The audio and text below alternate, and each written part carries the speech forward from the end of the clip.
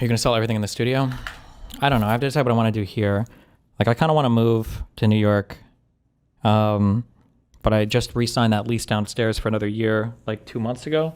I don't know what it cost me to break a lease. I've also considered just like, because I don't really spend anything in my life. I could just kind of be a baller and just get like a penthouse at the top of this apartment building and get like a big, like a 3-bedroom big apartment, and just set up a studio in there if I ever need to shoot. And then I would just stay in Miami. And however much that costs, it's probably not as much as me renting 2 different apartments, because this apartment is costing me like $5,500 a month, and I think the one downstairs is like $3,800 a month.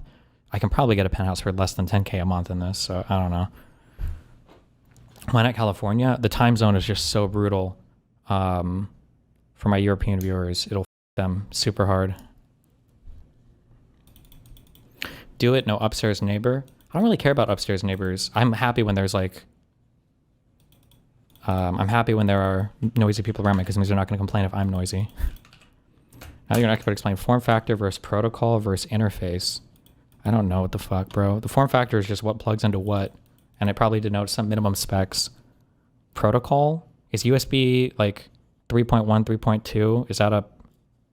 Is that the protocol? Like Thunderbolt, is that a protocol? So that's denoting like specifically what features are offered inside of the form factor for your particular cable. And then interface, I don't know what that means.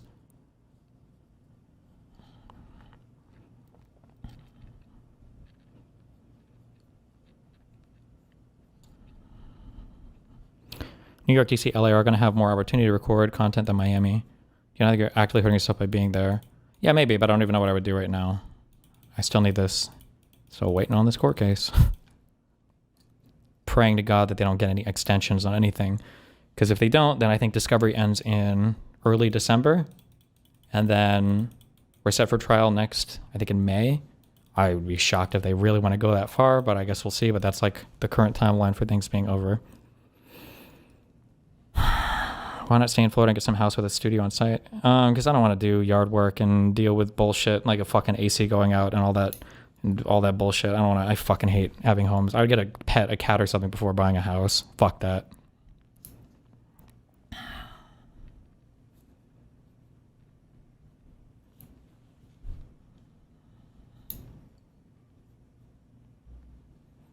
Using an SSD as an example, the NVMe is a protocol. M22280 is a form factor, and M2 is also the interface. Okay.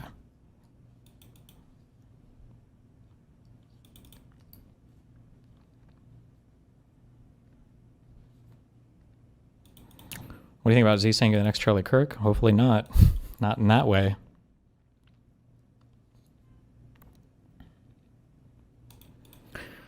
Did doing so many events take tolls on your performance? Is it hard to concentrate with so much travel? It seems fine from the outside, but how does it feel on your end? I can travel and do stuff pretty well. As long as everything is like running smoothly and working fine, then I don't really care. Yeah, we need to figure out how to get more conservatives out to these events. It's a challenge, because I can't bring myself to be I can't bully people in front of a hostile audience. It just feels really mean, like an audience hostile to them. I don't mind bullying people in front of an audience hostile to me, but it feels kind of weird, because then also who's going to come up like it's already like you already have to be brave enough. I really need to channel my inner Charlie Kirk.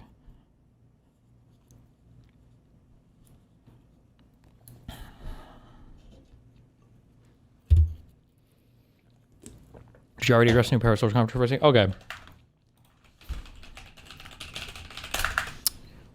I don't know how to control you guys. You guys are unhinged. Trying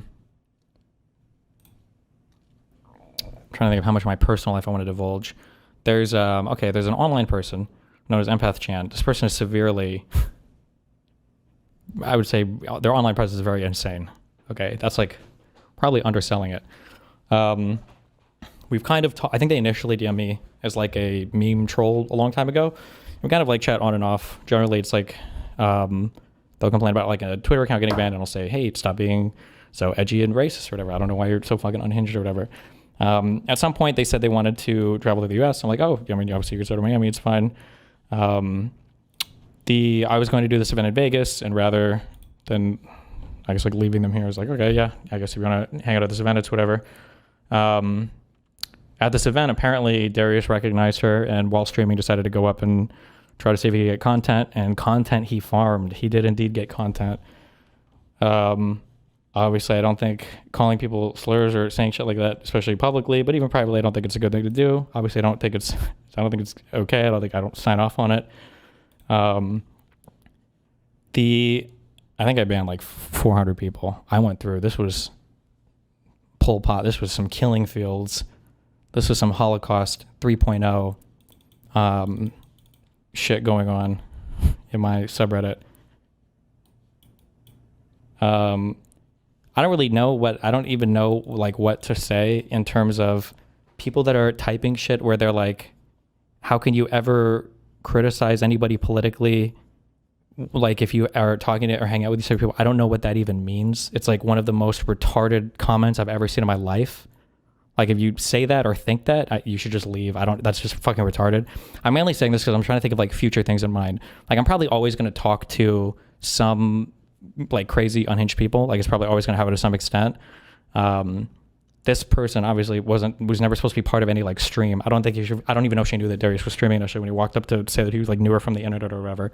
But people are acting like I brought this person as like an official representative of mine to like the Unfuck America tour or some crazy shit. I'm like, well, I don't understand. They're like, oh my God, like this reflects so poorly. Like I'm not streaming this person. They're not up here like doing the opening speech. They're not like giving a exit ceremony. Darius decided to walk up, do stream some shit. Like obviously I thought the interaction was dumb. Obviously, again, I don't think anybody should be calling people names or whatever. But people who are acting like they're like, oh my God, does this mean he approves of every single, like, no, this is the most retarded thing I've ever heard in my entire fucking life. Like, Jesus Christ. Also, the implication that I'm banging every single person or girl that I'm hanging out with, especially now, is I'm probably just going to permaban you if you say it. So good luck. Do you ever worry that you're going to ban your audience away? Or do you think they'll all just make 10 alts like schizos? I don't know. I mean, if I ban too many people, then we'll just become a video game streamer. But the insane amounts of just like crazy posting is just like it's so unhinged. Holy shit. Like I'm okay we've known this historically. Like I'm okay having a smaller audience if it means cutting away from some just like retardedly unhinged people.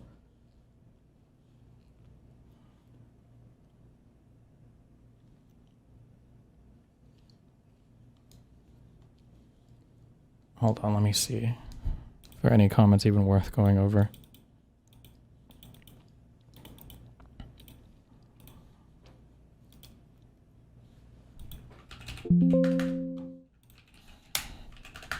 Bring back forethought and restore order. My Karma team does pretty good. Or very good, I shouldn't say pretty good. I think they do a great job.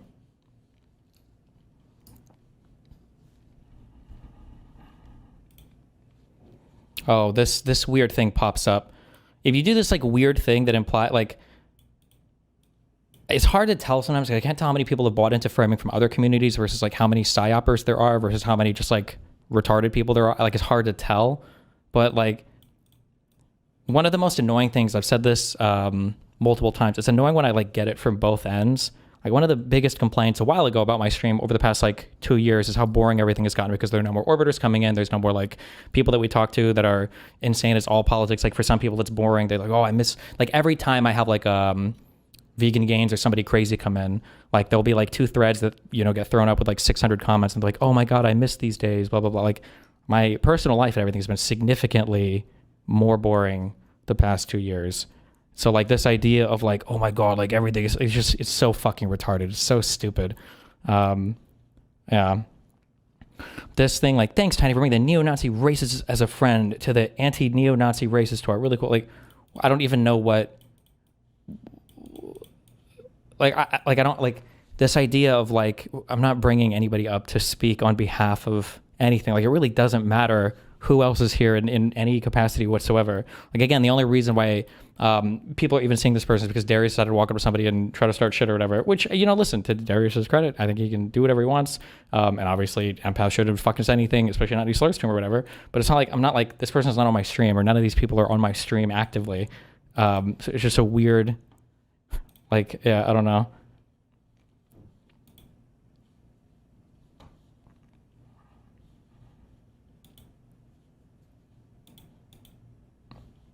Jesus. Anytime somebody gets banned and they do this, like, the 3 pages of, like, I knew that you were blah, blah, blah. Like, this is, not only is this a mega piece of shit to be associated with, but bringing her to the Unfuck America tour, this isn't just bad optics anymore. It's bad behavior. Like, what? What the fuck are you talking about? Like, I showed up, I set everything up, we did our event, and then we were done with the event. Like, what? The idea that, like, I'm officially associating some other, like, it's just like, this is just like deranged weirdo. Like, yeah, listen, if I see shit like this, I ban it. Stay gone. After having slept on it, this whole thread and situation is pretty blackpilling. Banning normies for thinking this is bad is unbelievably disheartening. Neither of my comments were about Nobody's sex life, and I sort of got caught up in the bandwave. What was this even referring to? Who could have possibly seen this coming? Like, just, this is an interaction between two people that were not on any of my streams, that I wasn't platforming, that I wasn't broadcasting. Like, it's just like fucking retarded. Hold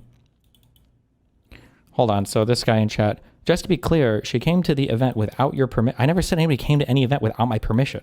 I'm just saying that, like, me having a person who just, comes to an event or whatever, it's not me, like, officially endorsing all of their past views. It's not me spotlighting them as, like, part of being at this event. They're not, like, on the stream or associated anyway. It's just a very fucking weird standard in my mind. But also, in your mind, if you think that this is, like, a thing that's, like, really important to fixate or focus on, then that's fine. You can have that opinion. But also, like, I will ban you and I want you out of my community, because there will be people in the future that I'll probably hang out with, that'll be at events or whatever, that I'm, that I chat with, that I play, whatever, I guess not play games anymore, and, like, having this response every time, like, go join Ethan Klein's community or go find another, weird cucko progressive community. Like, yeah, I'm just totally not interested. Like, yeah, oh yeah, this thing, the speculating on every single person. I'm fucking every single person that's ever been. Dan too, by the way.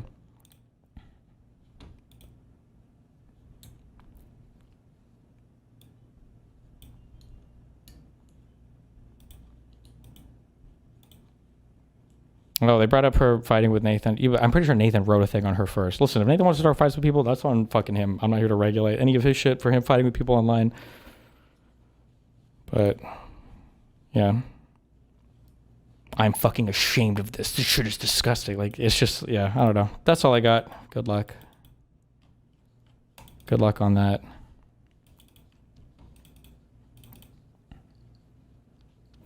Darius is toxic as fuck, though, to have at public events. You associate with him, and he's at these events. It just makes the events look bad. But I mean, even for Darius is not there, like, in an official capacity. It's like, oh, here's my featured guest, Darius, my friend. Also, I don't know if it's because Darius is a guy or has been in my community for longer, but people are like, think Darius is based in Epic. And so it's like funny and cool when he's at events. Like, I think somebody was telling me, like, people were even championing Xena in Darius's chat when Empath was being unhinged. And it's like, bros, we're like, yeah, I don't know.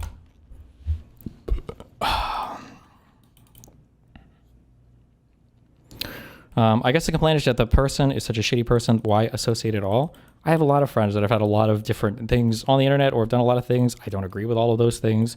You have no idea what the level of association I have is. You have no idea what our conversations are like.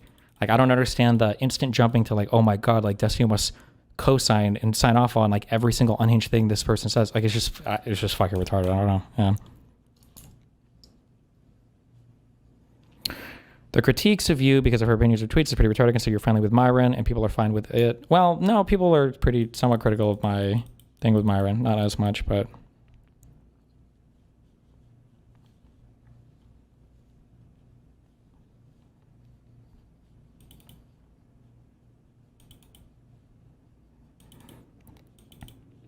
Not speaking for Empath because she's unhinged, but Darius drops the F slur and Xena says the N slur. And, well, isn't Xena allowed to say the N word? And all the anti-Semitic stuff. I'm not here to, like, play, like, games between saying, like, one is worse or one is whatever. That's just not what I'm interested in. I'm just saying that I don't have, like, I'm not bringing these people in, like, an official capacity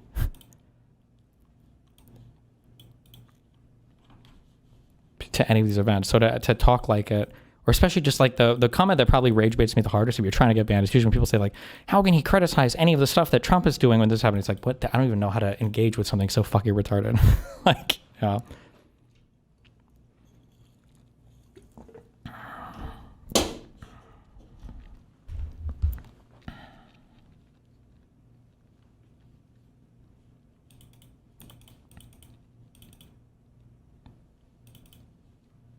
But okay. There you go. Have fun with that.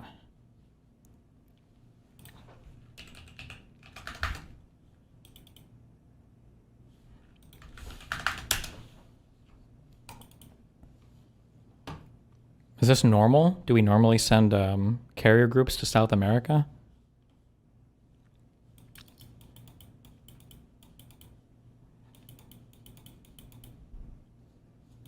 Isn't it still an indictment on Destiny's character that he runs cover and hangs out with empath? When am I ever run cover for anything? I don't think these are real comments. I don't believe that you're a real person for doing that. Or if you are, you don't belong in my community. I do not run cover for people's beliefs when they have bad beliefs that I don't believe in. It's the same thing for like when you went to have dinner with Fuentes. It means that all of a sudden you agree with all the neo-Nazi shit. That's just not the case. But if you think that about me, especially at this point, I don't know why the fuck you're here.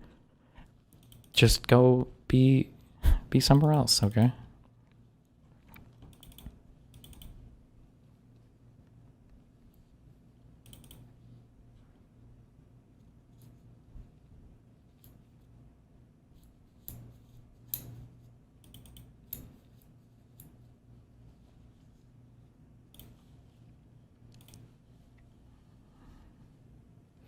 The Ford CSG, what does it stand for? Carrier something group?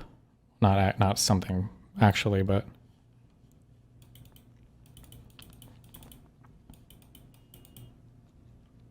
that carrier group was close to Russia just a few months ago. You see how fucking twisted the admin priorities are?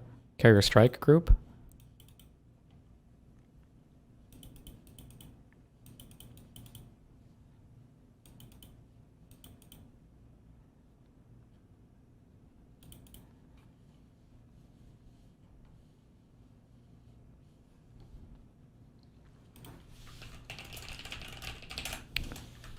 Wait, hold on. Are you not running cover for her personal presence at these events, though? What does that even mean? Running cover, like... As in, like, I think they can exist in a place and not be in jail? Or I don't know what the fuck that...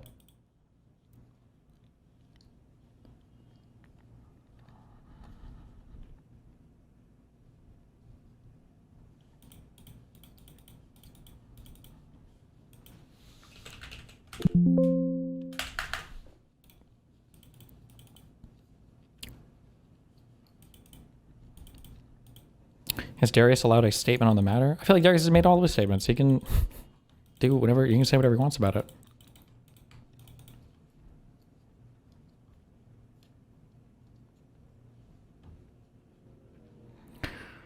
Why have you only brought up the fact that she is crazy online, and now that she has literally spat on homeless people, minorities, it is like you're covering for a horrible person she actually is. I've never covered this person my entire life. I think that her online shit, when I say online shit, I mean the stuff she's posting on Twitter, which were those videos. I think it's fucking crazy. The idea that you're like assuming that I would like cover for this or say that it's okay or good, no, it's fucking unhinged. But I've also told her as much. Like we've talked about this in the past too. It's like her whole online shit is fucking crazy. When I say online shit, I just mean the stuff that she's posting for attention or whatever on Twitter.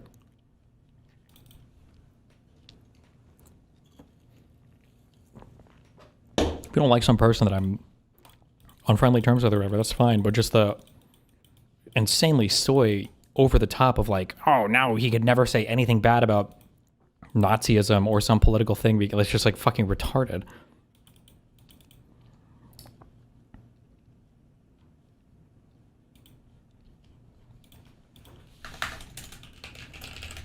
How do you even end up talking to people like this in the first place? Usually people just reach out or message me. And then this is the one of the few people I've spoken to throughout the last like couple years, because all of my other friends ditched and abandoned me. Ripperino, so.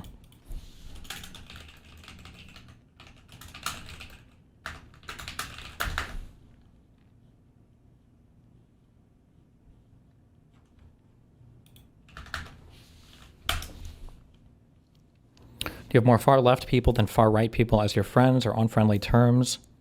I'm not actually sure right now at the moment. It's probably 50-50 if I had to guess.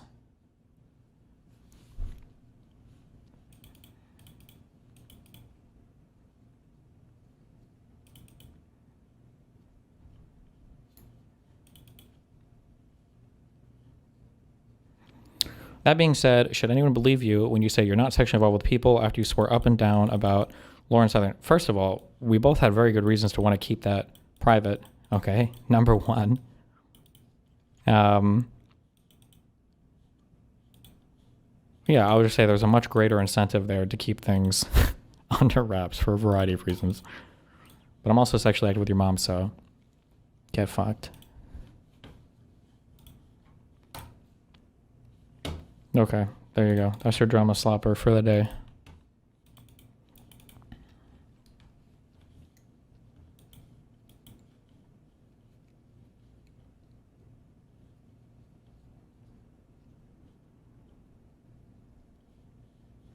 The craziest thing is like what like unhinged shit gets upvoted. Literally, Destin used to accept criticism all the time on the subreddit, and now he just bans every criticism. It's so weird. Did I mention I've been a DGGer for a long time? Either accept all criticism or no criticism. Don't pretend like some criticism is good and some is bad. What a retard. Am I ban this person? What a fucking retarded statement. Holy shit.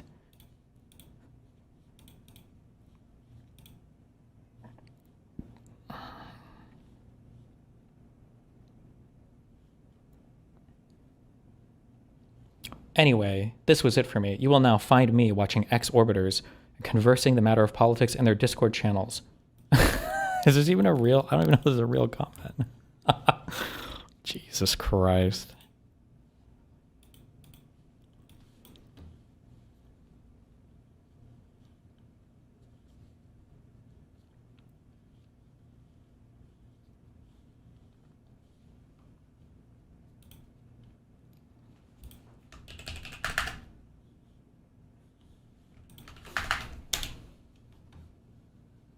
Just really needed to just take a breather and really process everything that happened with Charlie and what it kind of means in terms of where we are. And I think it is a circumstance where we just know that he was truly betrayed in one of the most egregious ways that I think I've ever seen. It has made me lose faith in politics. It has made me fully lose faith. Why don't you engage with any of the actual criticism people give and just bring up the most... What actual criticism? What whoever shows up, even if it's fucking Hitler himself, if I'm chatting with somebody, you have no idea what capacity I chat with somebody in real life. I'm not bringing this person to star. This is not like a person that I've got like, oh, this is my co-political commentator on this Unfuck America stream. The only reason this person was even on any stream is because Darius decided to go up and make content out of her, right? That's the only reason anybody even knows that this person was there at all. I'm not even sure if she knew that there was a stream. You literally said she can come there. So who the fuck cares? So what the fuck? There are going to be people, there have been people at my events that are like, if people knew their political views or saw these people on camera, they're like, oh shit, this person's like pretty radical. Yeah, this has happened before. I've gone to like 20 different cities on all of my paying burn shit, my Unfuck America shit. It's just usually there's not a person running up to them, you know, showcasing them on camera or them acting unhinged on camera. In Trump. And Destiny, that was satire. Please unban, man.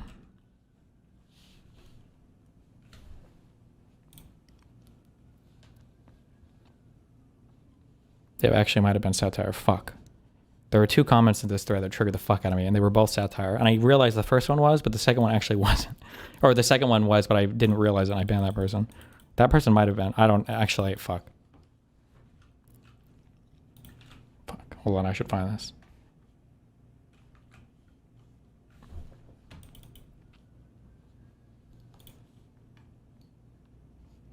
Why the fuck is it not linking the comment? Rip.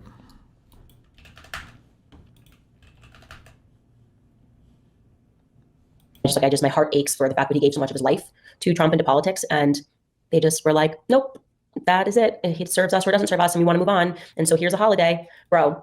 Oh, was it the try to give me a holiday? What is with them giving people a holiday after they kill them? Why is that a thing? You know what I mean? Like, oh, Martin Luther King, what about this holiday? What about this boulevard? Anyways, let me knock off. Like, they're gonna give Charlie Kirk a boulevard. They already did. They did in Israel. They gave him freaking boulevard. It's like as soon. Oh my God! Wait, this actually might be the exact same guy. Oh shit! I think it is. Fuck! This guy knows me too well. He baits me too well. Wait, hold on. As they give you a boulevard and a holiday, they definitely killed you. Okay, there's no question. They killed you. There's no way. That's like their signature thing. It's like that's what they do. It's the Fed signature. It's how they sign off after they murder you. Oh fuck! I did. It is the same guy. Oh no! Fuck me. He did it here too. Obviously, I don't think Destiny's a Nazi or racist. I do because you are who you hang around. I just watched you talk about how gross it feels when you see someone gets bullied, right? I feel like this shows he's now pro-bullying. Even if he came out and said, obviously I disagree with the things she said and did, but I don't take hanging out 1 or 2 times saying I'm endorsing every good and bad aspect of the person, I wouldn't believe him. How could I? This sounds completely unreasonable. The dude is now a pro-bullying Nazi. I banned him for this. And I think I even responded. Oh yeah, I did. Fuck. And it's the same guy. This guy rage baits too well. He needs to stop. He needs to stop.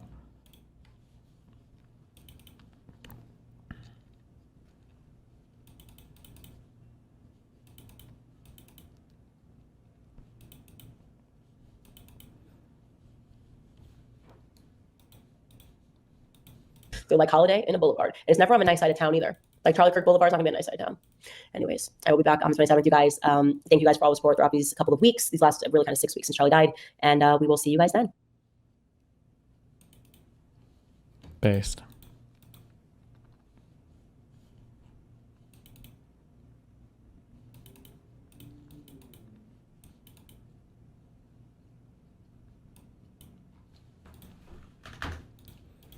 I seriously do wonder if Candace is becoming like schizophrenic. It's impossible to tell. That whole numbers thing was really weird.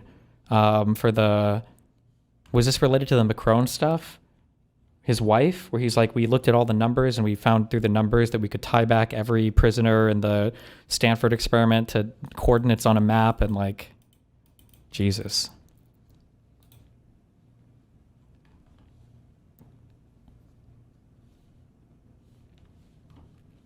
Oh, I saw this tweet. I was going to respond, but I'm debating her in person in a couple weeks. So I don't want to be super unhinged. This is a crazy... Even if you're pro-life, this is a crazy tweet. Meet baby Charlie. His parents were told his organs were underdeveloped in the womb and were advised to end his life prematurely through abortion. They refused. Baby Charlie was born and lived for 2 precious hours before passing away naturally. Every child is worthy of life. That's an insane set of circumstances. So the child lived in agony for 2 hours and then died? Like, why would you... That's crazy. That's like evil.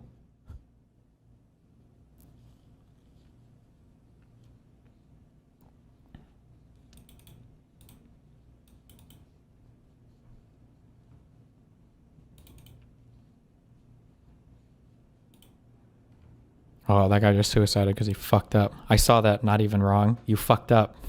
I initially thought this was a pro-life tweet. He meant to say pro-choice tweet. And then he tried to correct it, and then he Sudoku'd because he realized how fucked he was.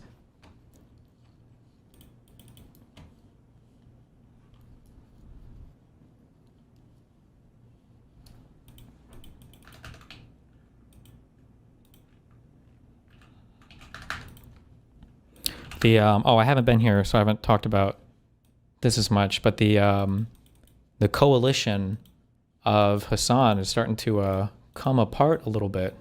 Uh-oh. We saw Ludwig was jumping ship. Now, in some ways, I want to say good for Ludwig, but in other ways, I'm like, okay, coward, now that it's popular to do so, now you're finally willing to jump ship. He finally admitted that. Now, he says it was through indirect pressure, which might be true. It's kind of how Hassan operates. A lot of these people operate.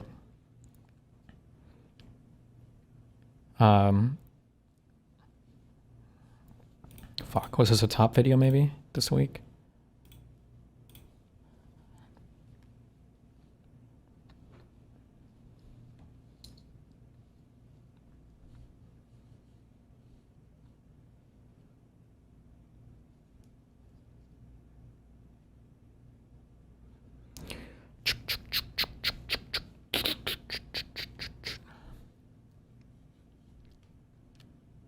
It's the guy says stuff. Wait, did I? Part 3, Jesus. Did they link to the other parts?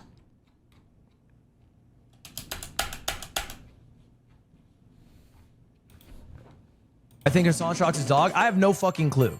I think he lied about having a shock collar. I think Damn. he 100% had a shock collar based off what's on my For You page. Maybe I'm getting psyoped. He's adamant that he hasn't shocked. Oh, this is where he talks about all of it?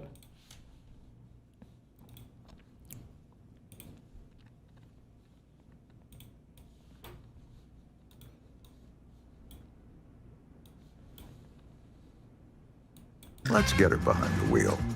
Dentist number 10 said she wouldn't buy a battery electric. Didn't know driving a... Wait, am I seeing things, or was she wearing like 6-inch heels to work in a lab? Wait, what the fuck?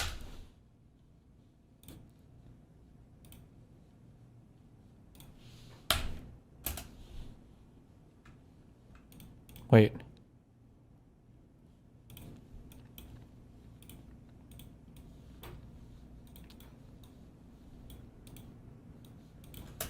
Would you wear this to... That's gotta be so crazy uncomfortable. What the fuck? Let's get her behind... Okay, now, where's the true fan? Why was I even able to pick that out? Who knows?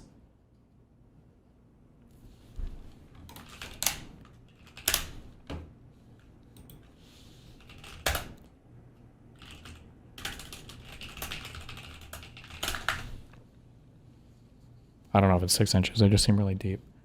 Oh, good job. Okay. Animal Libera got it. Libera? House swapped out the caseworker from social services for that one homeless girl with a hooker who also had huge heels. And then the one doctor girl from the prison was like, that's not a real caseworker because she's got big ass heels on. Okay. This was the most irrelevant pivot I've ever taken in my entire career. Toyota BZ would be more fun than eating candy. It's official. One drive can change your mind. Toyota. Let's go places. Politically, I don't know if you guys know much about me. I share probably a decent amount of politics with Hassan. Not everything. I'm not a socialist. Wait, how long am I going to have to watch this to get to the relevant part? I like making money. I'm a fucking CEO here. But, you know, some other maybe more social issues, sure. I'm also not even friends with Hassan. Oof. Legitimately, I'm not. He's not someone that I invite to like my birthday or things like that. He's someone I've done streams with, and I think they were fun. He's a streamer friend is the group I call. But we're not boys. My boys are fucking Slime, Aiden, Nick, the people that I hang out with actually on a week-to-week basis. When I retire, I will never speak to 95% of the streamers I collab with again. Hassan is part of that group. That's a fact. Damn. This is just the reality of life. Okay? Connor, I'm an actual friend with. Connor, I would actually speak with after. But most streamers, I wouldn't. It's just true. They wouldn't go to my funeral. I wouldn't go to their funeral. We would never speak again. The same thing that you would experience if you ever worked. Like a job and then retired from said job or moved on to a different job. So anyway, this is the reality. Okay. So back to the first question. Why don't I upload on Mogul Mail? Why don't I do it? And if you followed me, if you're actually a fan of me, you know the reason. You know the reason. In fact, if you look, this is 2023. The fuck all is right? this shit? No, stop. This is the peak uploads for Mogul Mail. Every single one of these little dots here is an upload. All right. And if it says a number, that's, 3 uploads. 1 upload, 2 uploads, 5 uploads, 2 uploads. I uploaded something like 70 times in 2023. Okay. 2024 comes around. I still uploaded a little bit, but I have the amount of uploads. I uploaded maybe 35 something times. Do you think he's mad about putting Cutie in a weird situation? Like after this or before this? Did he put her in a weird situation before this? The problem is everything is weird because these people are not political people, really. They're just like kind of pop political people. Like everybody like, oh, I have a take on the genocide or something like that, like broad stuff. You would expect everybody to have like a soft take on something. But the issue is Hassan is crazy political, but he's also like forced all these people into his little networking cohort. So now they're having to carry water on increasingly deranged shit where like any sane person can look at it and be like, well, this is kind of weird. Oh, also Hassan has that podcast with Cutie. Yeah, that is a little bit weird. Yeah. But like Hassan is asking people to carry water for just insane things now. And it's like, well, fucking hell, dude. Okay. And then this year, I've uploaded 1 video. And I'm telling you right now, I'm never going to upload a video again. I've thought about it. I've almost cracked here and there. But after having some like internal reflection, I'm never going to upload a video on Mogul Mail again. Now, why? Is it because I'm shackled by Hassan? Well, no. Cutie put Hassan in a weird spot because she leaked that the collar had prongs that Hassan taped over. But I mean, everybody was like trying their best to get like everything on the same page or to run cover for Hassan or to do the thing they felt like they needed to do is covering for him. But like, yeah, just everything got fucked because Hassan lied about so many things. Like, what are you going to do? Like when you're supposed to cover for him, and yeah, and his fan base is like insanely toxic. So they're going to come at you if you're not carrying water for him. And it's just, yeah, everybody just got fucked on this. Even the video that you might also, somebody emailed me this, and I do agree with this, and I thought about this a little bit. I wish I would have had a better dog training take initially, especially because I know I've had a lot of dogs, and I like have a rough idea. And we have Tabor, we've got like good resources here too. I did kind of focus on this at the beginning, that the point is not that he's using a shock collar, okay? That's not the big deal. The big deal is what he's using it for, which is to keep a dog in place the whole time. But like more than that, you're not supposed to like issue commands through shock collars and stuff like this. Like these are to like, I'll read, this is like a short email. And the guy makes this point really well. Corrective aids like prong collars, shock collars, gentle leaders, etc., are literally only to break fixation in reactive dogs. There's no such thing as a shock command. If you're in a situation where you lose the ability to get your dog's attention, the corrective aids are there to break that fixation.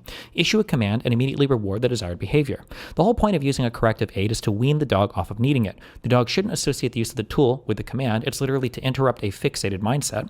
So using it on a non-fixated dog, or the fact that the dog is even wearing it at all while they're not actively working is like the term trainers use when they're like actively training a dog, is super sus and indicative of really lazy/abusive training. That's just true. You should never be shocking a dog as part of a command, or you shouldn't be doing anything corrective as when you're giving ordinary commands. Like you would never say like, hey, like sit and like hit the dog. You would never say that, right? Or you would never, you just don't give commands with punishments like that. It's just not, like you're only doing this if the dog is like doing something really bad or fucking up and you need to like immediately shift course on behavior. Yeah. Be referencing that I took down where I mentioned Hassan in February was months before I stopped uploading. I uploaded dozens of videos after that. So that doesn't really make much sense. Why would I upload dozens and then stop? Was it maybe the Mr. Beast video? Because, you know, that was another one that a lot of people wanted me to do. But I still uploaded after the Mr. Beast video as well. So what's the actual reason? Well, let's go back to why the channel exists at all. All right. I made this channel initially for one reason only. I made it because I wanted a second channel to stream on or maybe upload my videos to. This is when I first signed to YouTube. I made this channel because I wasn't sure if I wanted to stream on the same channel that I uploaded videos on. And I thought that maybe one day I would eventually like upload my main channel videos or maybe stream on like Mogul Mail and then upload my videos on my main channel. I didn't know, because this is before you could split the live stream tab and the video tab. I didn't know if it would work. That's why I initially made it. So I knew, all right, these first 3 videos, I knew I was signing a deal with YouTube. The videos were kind of like Mail Monday, Woody's Gamers Tags, Mail Monday. It was like viewer questions and my advice. And then I made my video about why I left Twitch. And then I did a couple more like viewers advice. I made a video about how I got banned. I made some videos about, you know, how YouTube works or maybe, you know, Twitch works or whatever. And only when there started to have some like drama appear that I covered sarcastically at the time. Pokey leaks Ninja's message. Gideon apologizes. Drama alert. I did this ironically. I made a drama video ironically, you know, thinking I would talk about some situation, but I wouldn't actually be a drama channel. I'm making fun of Keemstar here. I'm not actually a drama channel. All right. And then I go back to, you know, talking about events I'm going to do, talking about the inner workings of YouTube and Twitch, which I think I have insight on that I think is interesting. How much money do you make for 10 million views? You know, talking about the Smash event, whatever it is. But you guys might notice I do another drama thing. And that gets more views than everything else. And bit by bit, the channel goes from maybe giving my personal insight about how I feel about something like switching over to YouTube, or my insight that I have as a streamer or YouTuber, to let's talk about whatever the drama du jour is. And then it just became full blown. And I caught myself getting lost in the sauce. Making videos for the sake of making videos that get views. That's what it was. Like, all of these videos are me finding a drama, sometimes something that I'm actually interested in, right? Like this chess drama. Dave Smith v. Coleman. We might watch it today if I we'll see. Like the Andrew Tate drama. But some shit that I'm just like trying to find so I can make a video on Mogul Mail. And I did that for a while. And it was real easy on the come up because the views are rolling in. I basically cannot not get 1 million+ views on a video that, by the way, I don't edit. I sit in front of my camera, record for 8 to 10 minutes. I do it oftentimes on my first take and then just fucking rip it. Like, as a YouTuber, everything was green. Views green, money green, subscribers green. And I was like, hell yeah.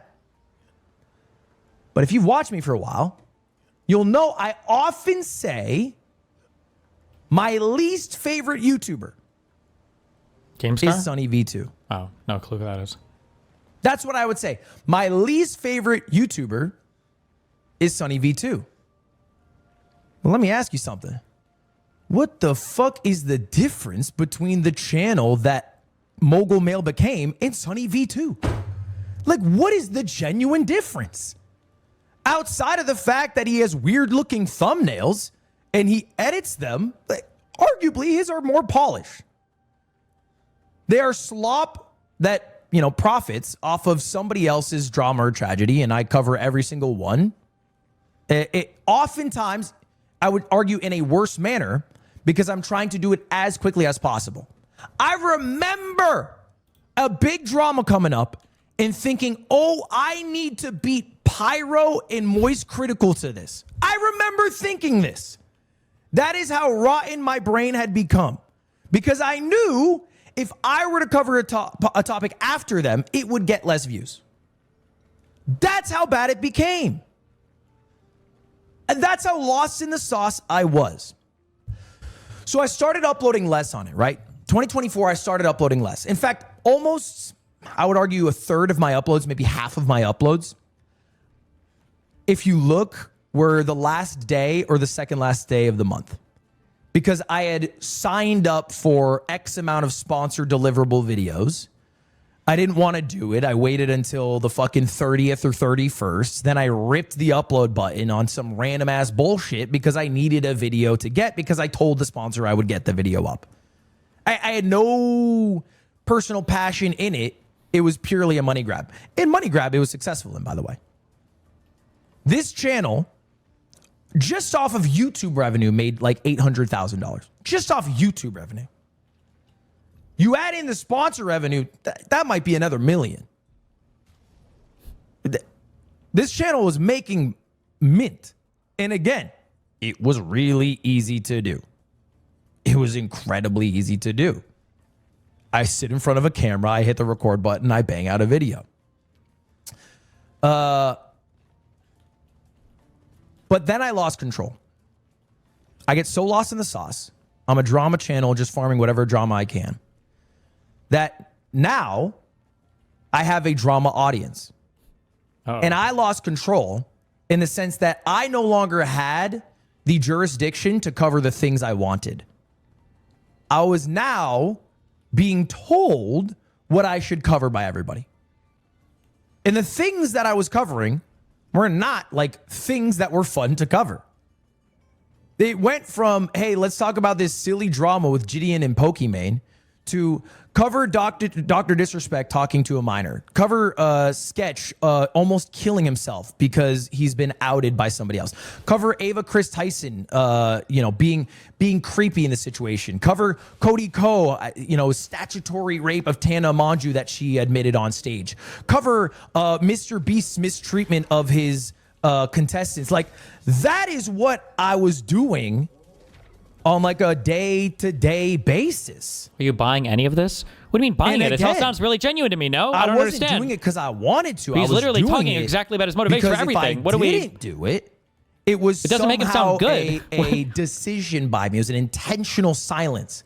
I'm specifically being quiet about Mr. Beast to protect a relationship, or I'm specifically scared to cover the Cody Ko thing because I did a podcast with him. That's what I was dealing with. And so I'm not proud of the thing I'm making. I think it's embarrassing to the point where it's equivalent or worse than what I consider the worst YouTube channel on Twitch. I'm not in control of the actual videos I'm making, and I'm also not doing a good job. I made a video, got a fuck ton of views, has 98.7% like ratio, called Twitch is Collapsing. All right. And this was about Trainwreck's bombshell tweet, now totally debunked, about Mizkif and I forget whoever else was involved. All right. And I made a video about it that was like incredibly damaging. It was just not at all based in fact, because you don't have fact when you make a video based off of tweets that are completely made up. There's no...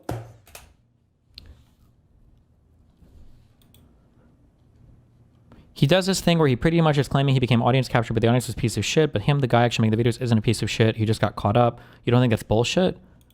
I don't understand. I don't know what you guys need or what. I don't know if you're looking for him to like be on his knees and beg for forgiveness. It sounds like he's literally like completely admitting that he was a piece of shit. He wasn't happy. He said his content was embarrassing and disgusting. Like it sounds like he's literally saying all of that. I don't know what you're looking for. Does he need to be crying, or does there need to be sad music in the background for you to understand what he's trying to convey here? Like it seems pretty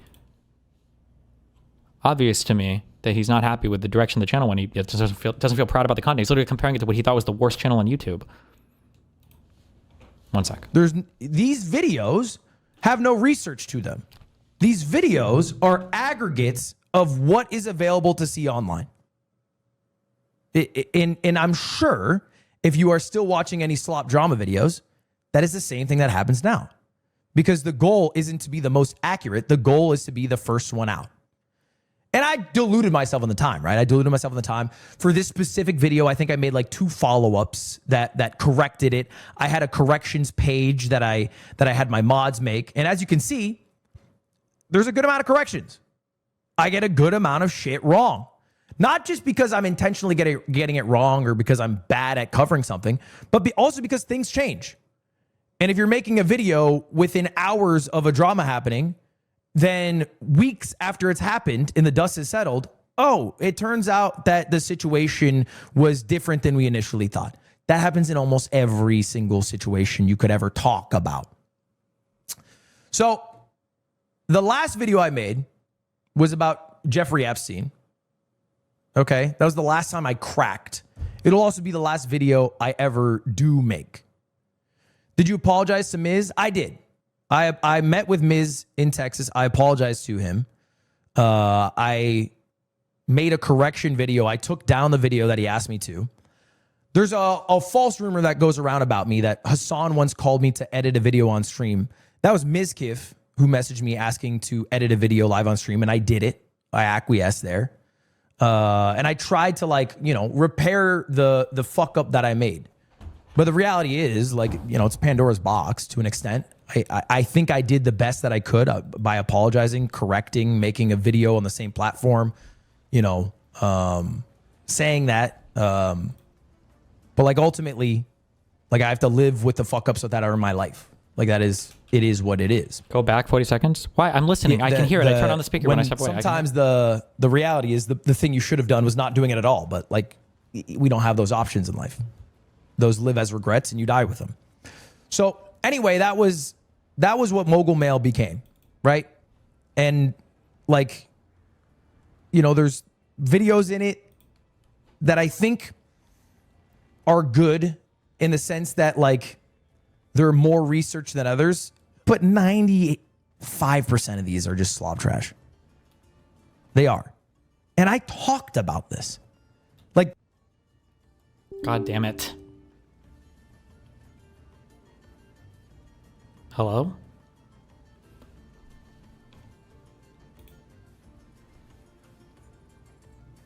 Your browser encountered an error. Reboot. What the fuck? I win. That's right. You're a winner. Monopoly at McDonald's is back. This guy's a winner. She is too. He's a winner. And so is he. I'm finally a winner! Now you're getting it. Go directly to McDonald's and get your bag. Ba-da-ba-ba-ba. Don't you find the open world of Expedition 33 boring? It's just running around an empty world, no POI, barely any items. I think there's something to be said for the items, maybe, that are available in this game. But I absolutely don't agree that running around the world is boring. I think that there's a huge divergence, though, in RPG gamers that started about maybe 15-ish years ago. Whenever Fallout 3 came out. And it's this obsession with like tons of... And my game just crashed. What the fuck is happening to this computer? It's this obsession with like massive open worlds and massive lore dumps on everything. I'm trying not to phrase this like negatively. Like, I'm not saying that this is necessarily a bad way to approach things. I just don't like it. So, for instance, people would really enjoy running across a landscape, going into a town, and there's like a story to this town and a story involving all the people, and it's just like this whole individual thing that has nothing to do with the broader story ever, right? Or there are no characters. Well, I mean, you don't play a character. I guess there are kind of characters in the Fallout games. And a lot of people like that type of stuff. I hate that type of stuff. So I appreciate that most of this is like tied into the lore of the world and tied into what's actually going on in the characters themselves, rather than just like random cities or groups of people that don't tie in more broadly to anything else. Like, I prefer that more JRPG style of playing as opposed to like the Fallout style, Morrowind style of stuff. Coming clean politically, I don't know if you guys know much about me. Fuck, this went back. How far were we in this? I don't even know. I am Chinese now. The videos, not all. Yeah, but any videos that might have had value are still topics that I'll talk about, right? Things that I'm proud of. Now, that's not to say that I'm not going to talk about things that I think are serious situations that I played a Fallout game. Yeah, I cleared a lot of Fallout 3. I played a decent amount of Skyrim. I barely played New Vegas. I wouldn't even count that. But I might have insight on. I talked about the failures of TwitchCon and how they handled Emiru's situation poorly. I have no problem talking about this. I'm not going to put it on Mogul Mail. It'll probably end up being a Ludwig video. I'll talk about it live on stream, and this will happen, I'm sure, many, many times again. But I am now not going out of my way to seek out drama-laden topics for the sole purpose of... Fuck. He talks more specifically about the Hassan video, but apparently the pressure from the audience was huge, and he was getting like super pressured because a bunch of people were leaving negative comments or something like that. But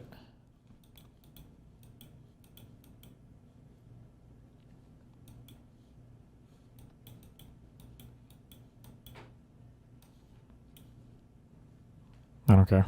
Okay, I'm done with this. Ludwig coming clean about Hassan. Oh.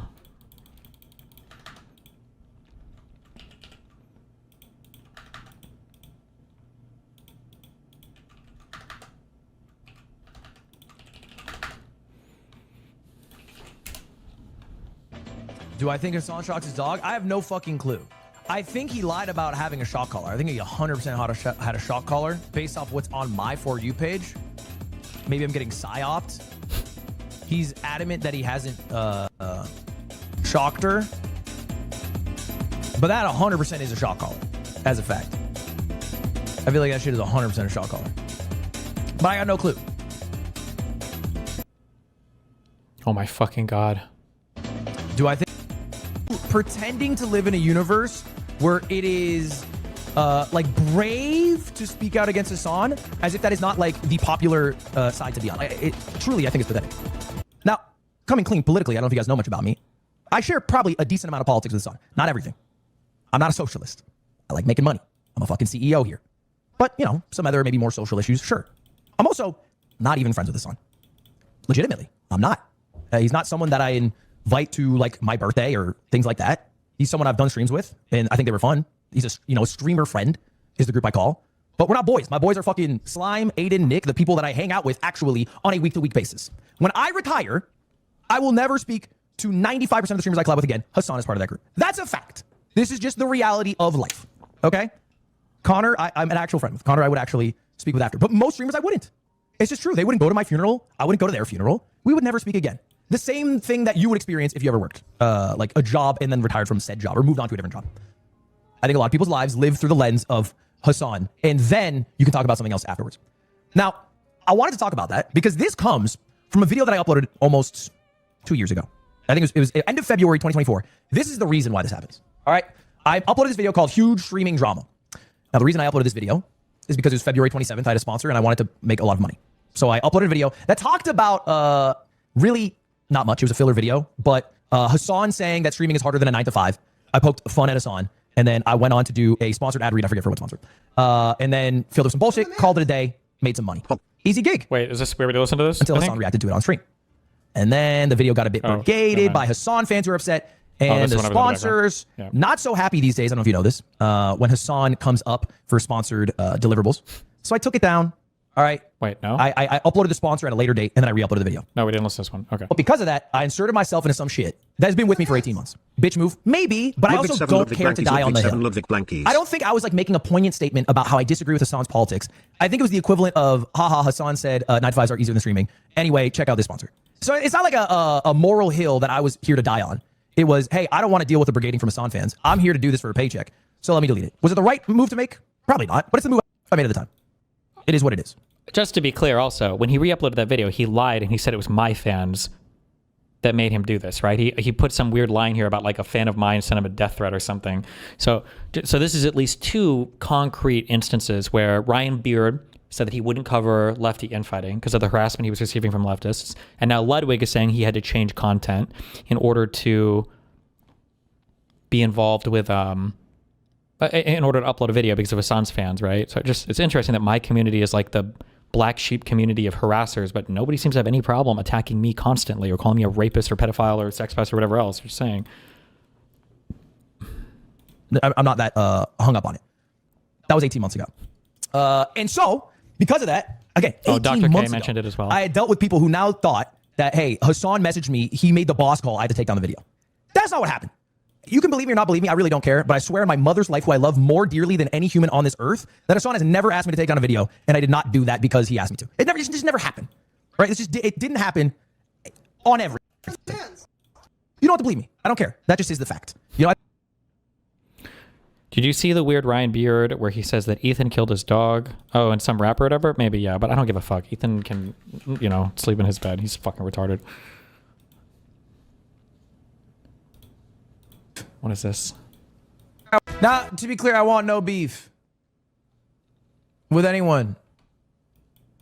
Hassan's community, Asm's community, Destiny's community. The last time I did, I think Destiny wished death upon Slime and the rest of the podcast. If what I said offended you, I apologize deeply. I am Chinese now. That is, what did Slime say though? Slime said something that triggered the fuck out of me. It was really dumb. Leaving Twitch and YouTube anyway for Billy. Seriously, I'll be out of your hair soon. Now, to be clear, I want no beef.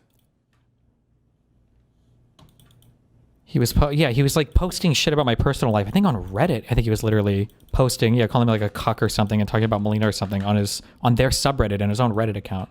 So yeah, fuck that dude.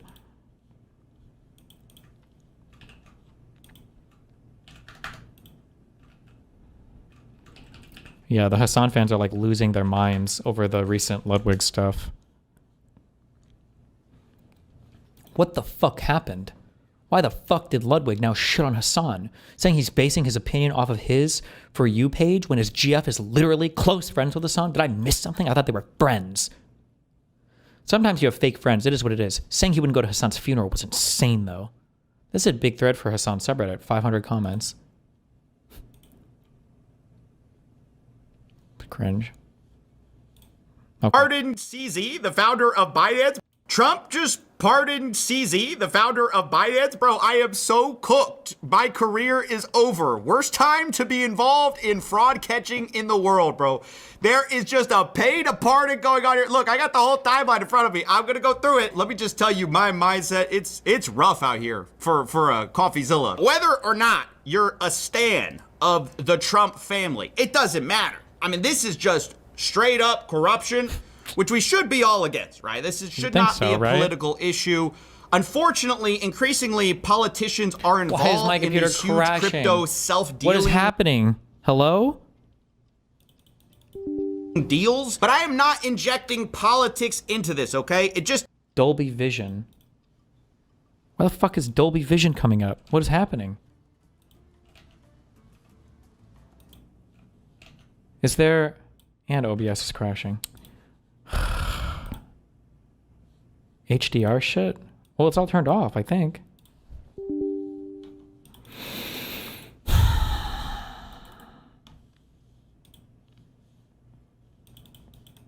Disable Dolby Vision for your monitor? How do I disable that? I feel like it's all turned off.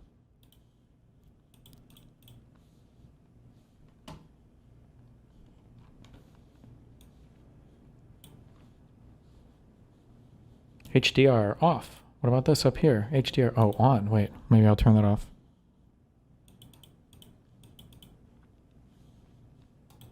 Okay, we'll see if that helps.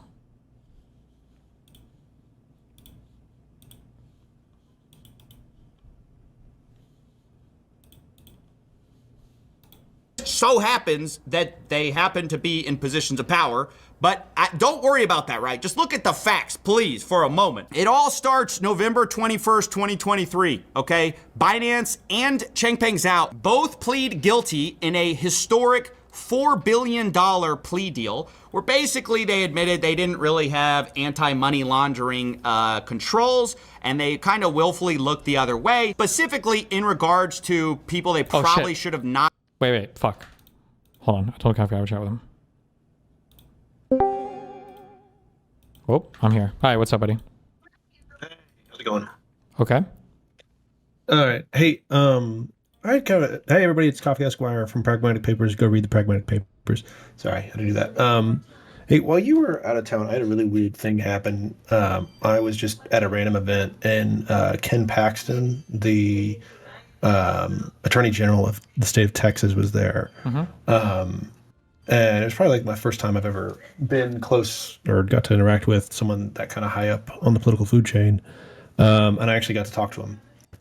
And I'd kind of been thinking about, what would be an interesting thing to ask a question from him without just getting him to tell me to fuck off. And I remembered a question that you have a lot for, you asked us specifically about Christians, but I think implying in a lot of ways. You say, like, why is it that whenever Christians talk about politics, they say, like, there's never a time whenever being a Christian is difficult or conflicts with their politics, right? Like, I hate immigrants. I think they're bad for the country, but the Bible says we need to help people, right?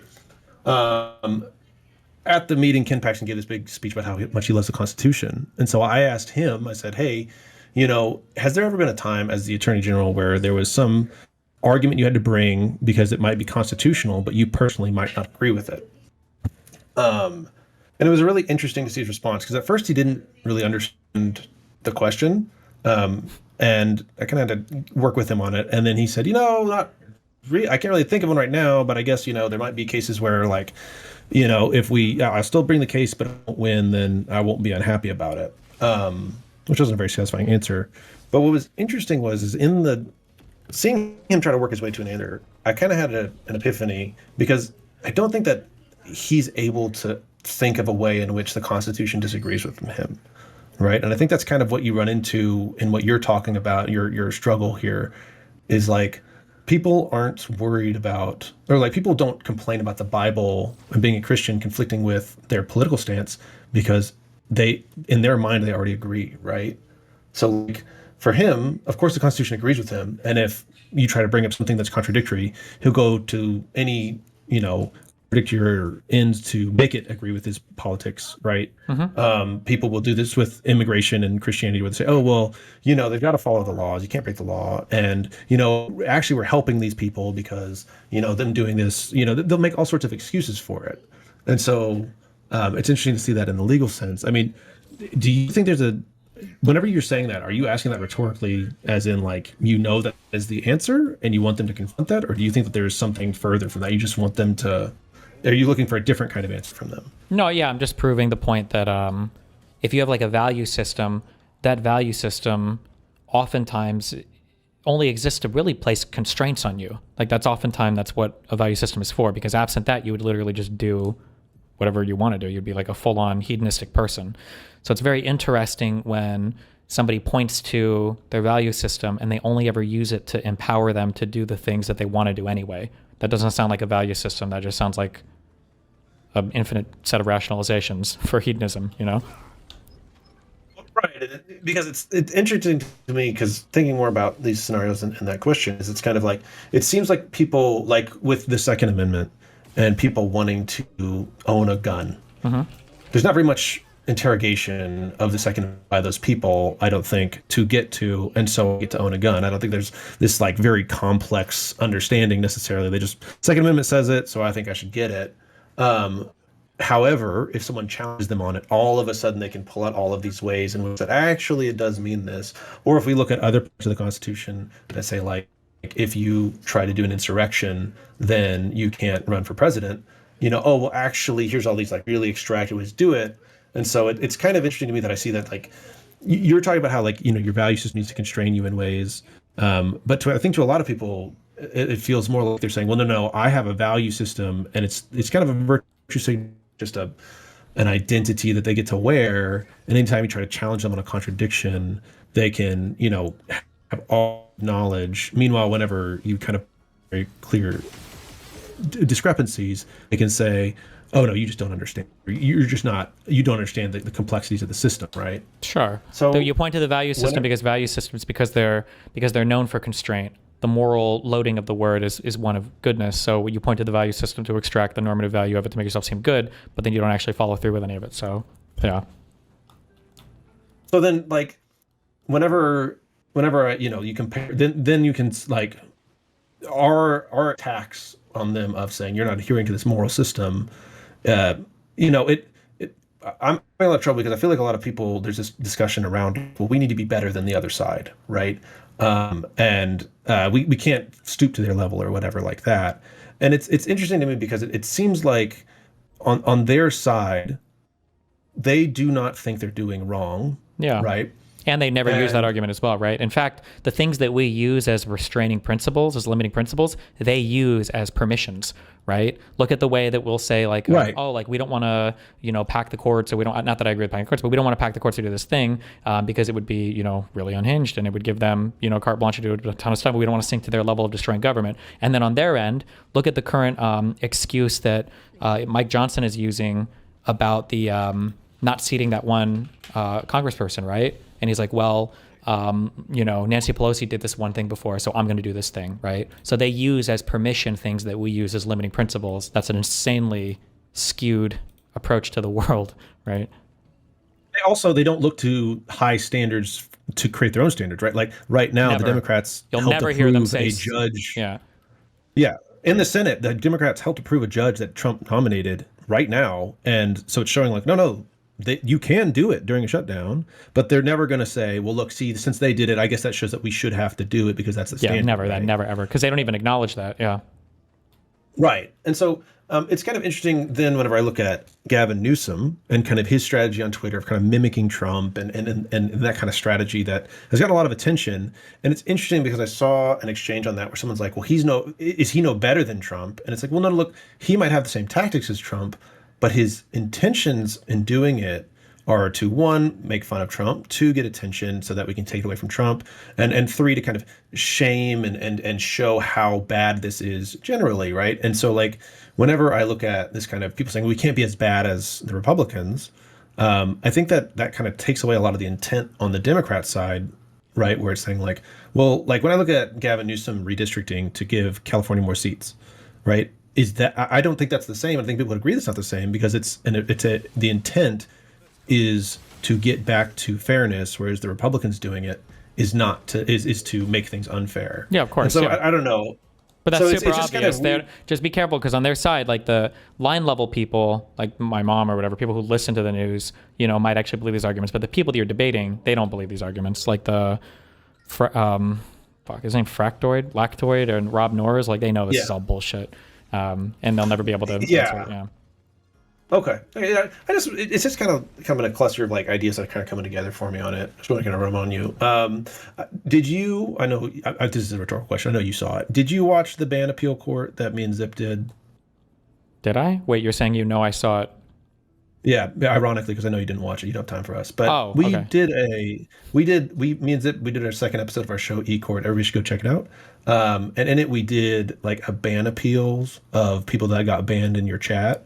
It's kind of, we ran it like a traffic court, essentially, just kind of quick run through, made some jokes about it, stuff like that. Mm-hmm. I sent you a message that you did not respond to, and to make sure it was okay with you, and we did it anyways. But I just want to Thanks. since I'm here, I just want to make sure you're cool if we do stuff like that. Yeah. Who's unbanning people though? Neither of you can unban, right? No, we coordinate with like Rin Lux or Hobbit Follower, and we just like kind of talk with them about it, and then as like long as we it's make good sure. content, fuck it, you know. Okay, just making sure. And if you ever, I doubt you will, but if you have a problem, just don't hesitate to reach out on it. Okay. Then let me see. As far as like your last thing, and then sorry everybody, I'll get off. I know you really want to watch E33. As far as you're going out to like the campuses and doing these public events, I have a hard time watching those videos because I feel like you have a lot of like people that are approaching you that maybe haven't thought through their arguments or haven't maybe engaged on a level that you're engaging with it, right? Like I feel like I see a lot of like rote arguments that you then have to address. The level 1 arguments, yeah. Yeah, that's a good way to put it. Do you feel like that's a very fruitful like exercise for you? Because like, I mean, it's not an exercise. It's supposed to be for like clip farming and like making like strong statements about particular policies. I just personally don't enjoy that. Conservatives, like, I mean, when the only thing you can fight is a child and children become your primary targets, I mean that in more ways than one for conservatives. Like, that's just how they prefer to style their things. But for me, it's very boring and I don't enjoy it as much. Somebody made a post about how I should be more focused on the event and like drawing out concessions. But I said earlier, like, it feels very weird to be, it feels very weird to like barrel down on a guy who's already brave enough to step in front of an audience that's fairly hostile towards him, and I feel bad. I don't know, yeah. I'm trying to think of like a way that we can either get more conservatives to these events or go to maybe just a super conservative city or do like almost like a change my mind tier thing. But I think they need to be announced more in advance, which presents some security issues, but whatever. But yeah, it feels bad to just be like bullying the fuck out of, bullying the fuck out of people who are obviously not here to have, like, they're not equipped to have like the ultra in-depth conversations like the conservatives, like the commentators should be. But I mean, there's a reason why Charlie Kirk favored these types of events, right? It's easy dunks and then super clips you can cut up and. So like with like the clips and the easy dunks and things like that, like I get that sense, and maybe there's a lot of value there that I don't know about because I don't understand how that world works. But like as far as then, you know, whenever I look at your appearances, like when you're in London on that show and you have like kind of go to Oxford or whatever, things like that, right? I mean, are those in your mind? I think are probably more enjoyable, but are they like less valuable to kind of like, I don't know, spreading the message or something? Or how do you view those? Are they less valuable doing? Well, like whenever you go to like on those shows, right? Is it just in the same vein as you showing up at a campus and debating 20 college kids, or like how do you? Well, no, I think the shows are generally I can be a little bit more on point because I should be debating people that are a little bit more knowledgeable about what they're talking about, right? Yeah, but I mean, do you think then, like, even though you're on point stuff, is it like it's a level 4 conversation, and now a lot of people are tuning out, and you don't get to like have as much of a reach or have much of an impact, right? Like people scrolling through TikTok aren't going to watch you on that. Oh, sure. I mean, you have to balance it. I guess you try to get like but... clips from these conversations as well, but I mean, what are you going to do? Okay. I was just wondering because I just like I've been seeing like you've been doing a whole lot of appearances recently, and they just feel very like different. I was just trying to pick your brain about how that stuff works, but no, I appreciate it. Okay. Again, everybody go read the Pragmatic Papers, and E-Court episode 3 might be coming next week. Get excited about it. All right, well, everybody. Yeah, you too. Bye. Bye. I'm trying to find this Expedition 63 journal. I don't know where the fuck it is. What the fuck? Flag 70, Giant Bell Alley.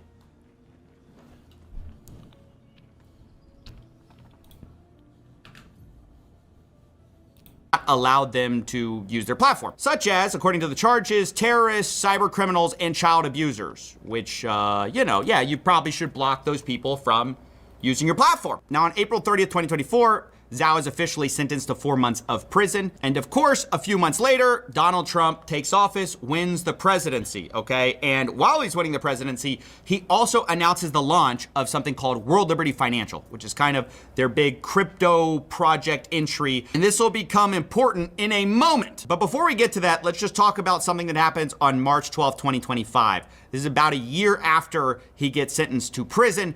All of a sudden you have a big investor come in and put tons of money into Binance. It's a company called MGX, and they invest a $2 billion stake into Binance. And specifically, they say they're gonna do it in crypto. What kind of crypto is not announced. Now, the next day, it's reported by the Wall Street Journal that Binance has been reaching out to allies of Trump since the year before in talks to strike a business deal with the family as part of a return of the exiled company to the U.S. It says the possibilities include the Trumps taking a stake in Binance or the deal going through World Liberty Financial. So already you're hearing little rumblings that, okay, maybe they're trying to do a special deal with Binance, and pretty soon we're gonna hear talks of the pardon come up. But while that's happening, March 25th, 2025, World Liberty Financial announces a stablecoin. Now, if you don't know, stablecoins are like this incredible business because you just farm a bunch of yield from treasury bills while people use your stablecoins. The major players are USDT and USDC. It's important to note it's incredibly hard to launch a stablecoin. People don't like using new stablecoins. And so when they launched, a lot of people thought, well, how are they gonna get off the ground from nothing? I mean, yes, it's the president's stablecoin, but what are they gonna do to really make a splash? Well, we got the answer on May 1st, 2025, because it turns out that Abu Dhabi investment into Binance, that $2 billion deal, it was all done through USD1. Oh. Now, there's no reason to do it in this currency. You could have done it in BNB. That would actually make a lot more sense.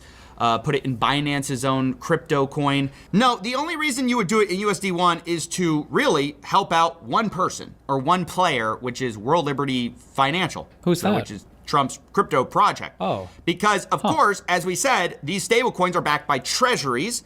And unless you redeem the $2 billion, if you just hold it in USD1, what you're doing is de facto making the World Liberty Financial Group about $60 to $80 million a year. Because they're just farming the yield from those treasuries at 3 to 4%, right? So it's $60 to $80 million in risk-free revenue for World Liberty Financial just due to the fact that this $2 billion deal was put in USD1. Very curious, right? Why would they do that except to maybe curry favor? Well, a few days later, Binance CZ announces that he applied for a Trump pardon. Bro, my game is artifacting like crazy. Right as they're announcing that it was all done in USD1. Okay. The next month, World Liberty Financial announces they're partnering with PancakeSwap and they're doing a $1 million reward trading campaign to increase USD1 usage. Now, of course, this is all once again associated with Binance.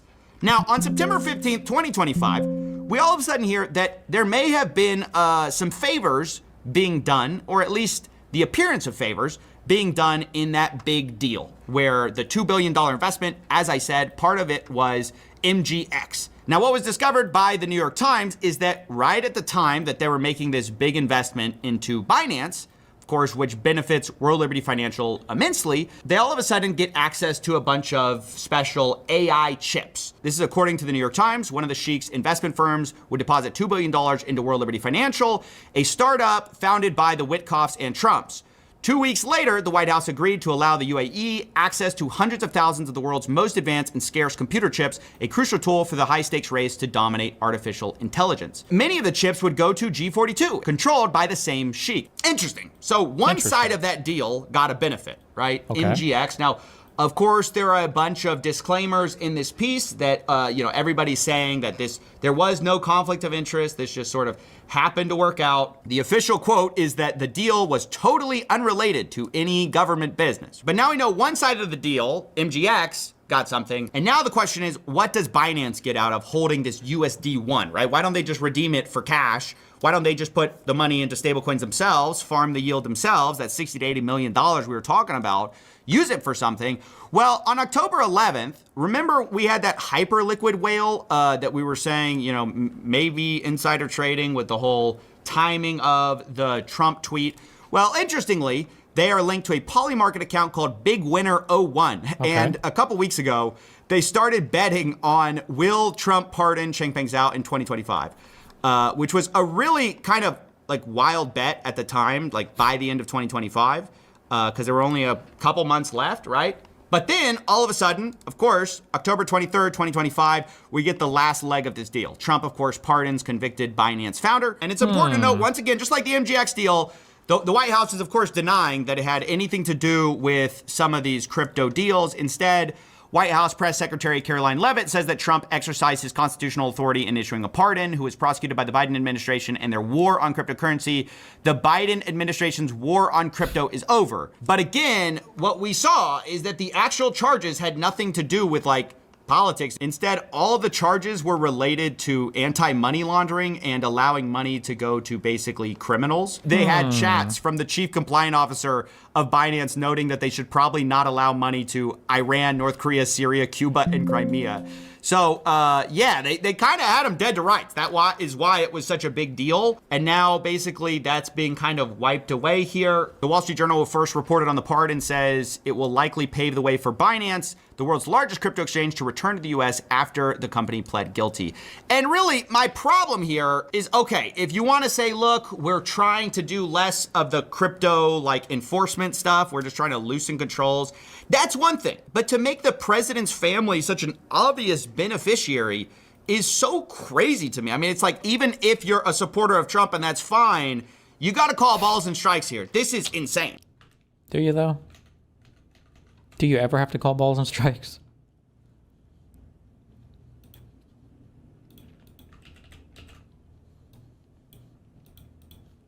It's an insane, corrupt move where it clearly benefits the president, and it clearly is just like to make them even more money. It's just gross. I don't know what to say. I didn't even want to cover it because, once again, it's like it's politicians are involved, and I hate talking about that stuff, but it is one of the biggest pardons ever of one of the biggest cases against one of the most important crypto people. And yeah, it just seems so blatantly corrupt. It's not just that you're pardoning CZ, it's that leading up to it, you're having deals to make money off of that pardon. I mean, you literally can just look at the market cap of USD1 and see the effect this deal has had on this coin. Before they put the investment into this, there was no interest almost in USD1. And all of a sudden, this giant spike is when there was this inorganic investment into USD1, right, by the Binance deal. Almost all of the success of this coin, to the extent it has been successful, was because of this deal. It's just like a pay-to-play obvious thing that's right in front of everyone's face. So, yeah, that's basically it. I don't know what else to say. It's ridiculous. Well, thanks, buddy.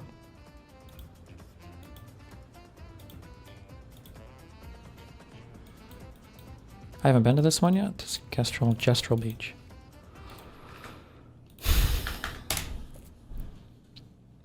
Steve Bannon, welcome to The Insider.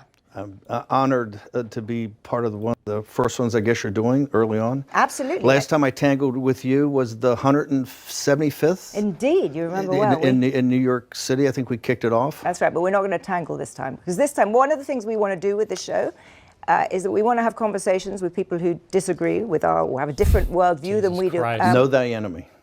Exactly. But you definitely have a very different worldview. You're a populist nationalist. We're classical liberals. But we really think it's important to understand your worldview better. I want to start by really getting you to paint a picture for me of what the America that you want to create is. I mean, you are now partway through the MAGA revolution. Let's assume that you're successful. Just paint a picture for me of what America looks like when you're successful. An America where the little guy, the person that the system is based upon, the working class and middle class in our country, sharing the prosperity. We actually have returned to capitalism, because we don't have capitalism today, as much as you guys hawk it. This is corporatism. So we have to break that. Oh, there's that corporate talking point. Why they hated the neocons, the Bushes, and the Reagans. An opportunity to thrive, since the whole system rests upon him. We're at political war. I say that every day. So what's the end point of a war? The end point is we are in charge. We control the institutions. We control the political process. We actually have reclaimed this country, turned it around, put citizens first, and created a entrepreneurial capitalism paradise for average people in this country to happen to be citizens. And we're not going to back off 1 inch until we get it. And guess what? We're winning. You use the word war a lot. If you really think there is a risk of civil war, and the situation is as bad as you are saying, don't you have a responsibility as someone who sees this and who's a student of history and has seen what has happened in history to calm things down rather than Not to calm things fuming? down at all, to warn people. Do you think if we calm things down, they're going to stop? What planet are you living on? This is my problem with this whole concept of liberal debate. Uh-oh. We're in a revolutionary time, both technologically, liberals. geopolitically, right? Financially. You're talking, in this magazine, you tell me we're heading to financial Armageddon. There's no other way you can So read you this. don't Hang think on. If you're not, anything is if achieved by you us don't warn talking? people about it and say we must go to the ramparts, because if you're just passive and docile and just flick the channel and watch the National Football League and go to Taylor Swift concerts, it's over. You need to rally people to say no. You represent, from time immemorial, from every patriot's grave back to the beginning, the basic working man and woman that has always saved this country in moments of crisis. In the Revolution, in the Civil War, in the Great Depression, World War II, it's always come back to the little guy. This is the fourth turning. The strength of the populist nationalist MAGA movement in this country is we're anti-fragile. We're resilient. You can give us your best shot. You can put us in prison. You can take our credit cards away. You can debank us. You can deplatform us. You can have all the tech stuff that happened. We can't be beaten if we don't quit. And if that takes hot rhetoric, you ain't seen nothing yet, because we're now getting into the middle of this fight, and we're never gonna kowtow to these people. We're never gonna get on our knees to these people. We're never gonna apologize. We're never gonna say we're sorry. All we care about is victory begets victory begets victory, and we know that we're ascendant and they're in decline. So, Steve, when you look Jesus at Christ. history and you map the lessons of Like, history, when has anyone on the onto left ever said anything like situation that? today, Damn. the crisis we're in today. Is it your belief that the only way through this crisis is through some sort of conflagration, and if so, do you think your role is to accelerate that, to bring it out so that it happens fast and you come out on the other side better and faster, or is it to stop? Is it to stop the crisis? Is it a belief that actually, you know what, we can work to stop the crisis and actually change is better brought about through evolution rather than revolution? This was not evolution. I think that to avoid actual civil conflict, which I think you're seeing right now, the beginning of the harbinger of it, if you want to stop that, you have to bind together tighter. We, as a populist nationalist movement, as a MAGA movement, we need to do like the redistricting fights. We need to get, this is why I was down in Texas, we need to get the House in a situation that is permanently defendable by the MAGA movement, right? So it's a blocking mechanism. And take that, like I said, you move a maximalist strategy with a sense of urgency. It's so crazy that they're just like sitting here. I'm trying to think of what an equivalent like movie analogy. You're just like asking this guy political questions, and they're just like the most fucking unhinged thing ever. And they're like, "Oi, bruv, that's very interesting, but like, what do you think about, you know, the Senate and the White?" Or like they're so blasé about it. It's like, okay. And you seize the institutions, and that's what we're doing right Steve, now. I don't see how that is a recipe for diffusing this crisis. I think that Yeah, what they wanna happens is win. when people feel shut out of power and interest groups cannot get representation and cannot get an input into the way that policy is made. That's precisely when you end up with civil war. But they're okay with the Civil War. They just want to win it. Because I think the mechanism will be that people in the Democratic Party will adjust and change, say, hey, we actually have to start winning elections, and we have to have a message that can resonate with many Americans, that we can start getting back control of the House of Representatives, we can take the Senate, and most importantly, we can take the presidency. I think you'll see I think that you'll force the Civil War to be inside of those guys, and they'll say, these radicals are saying violence, and we have to seize the institutions, seize them, and then purge them. We seize the institution, purge them, and that's why you've got guys, it's not the Doge crap. This is serious people like Russ Vought and others that have spent years thinking this whole plan through. We must strike, and we must strike now. I know all the haters hate it, but this is the age of Trump. Oh my God. He's totally redefined politics and power in America. And how did he do that? With no political training, because he was a populist and he was a nationalist at the very moment that if you didn't have populist nationalism stopped the managed decline of the country by the elites of the nation. And does he need a third term in order to see that job through? Well, he's going to get a third term. So Trump 28. Trump is going to be president in 28. Okay. And he just ought to get accommodated with that. So what about the 22nd Amendment? There's many different alternatives. At the appropriate time, we'll lay out what the plan is, but there's a plan, and President Trump will be the president in 28. We had longer odds in 16 and longer odds in 24 than we got in 28. And President Trump will be the president of the United States, and the country needs him to be president of the United States. We have to finish what we started. And the way we finish it through Trump is a vehicle. I know this will drive you guys crazy, but he's a vehicle of divine providence. He's an instrument. He's very imperfect. He's not churchy, not particularly religious, but he's an instrument of divine will, and you can tell this. Yeah, that's what it sounds like. He's referencing the whole elect someone as president and have Trump as VP thing here. That's what it sounds like, yeah. Of how he's pulled this off. We need him for at least one more term, right? And he'll get that in 28. You're not driving me crazy. I'm trying to understand the coherence of the things you've just told me in the last few minutes. On the one, like, I'm trying to understand the coherence of your political strategy as you describe to me your essential takeover of U.S. democracy and the unshackling of all of the institutions that would restrain the power of your. Yeah, explain this to me again. On one hand, you've said the Constitution is fit for purpose. Secondly, you've said that President Trump needs another term, even though the 22nd Amendment makes pretty clear that he cannot have another term. Why does it make that clear? Because he's on his second term already. At some point in time, we will make sure we go through, Zanny, and define all those terms. Okay? But even if you find a way to undermine you will be undermining the spirit of that amendment, even if you find some way around it. And to those Can the American people, if they want a president for the third term, can they not elect a president for a third term? Is that not okay? With the mechanisms we have, put Trump back in office? Are the American people tearing up the Constitution? Would that be tearing up? Well, would the American people be going against the spirit of the Constitution, ma'am? I think yes, actually, because I think what you will end up with is a populist justification for a quasi-dictatorship. That's not true at all. That's what it sounds like.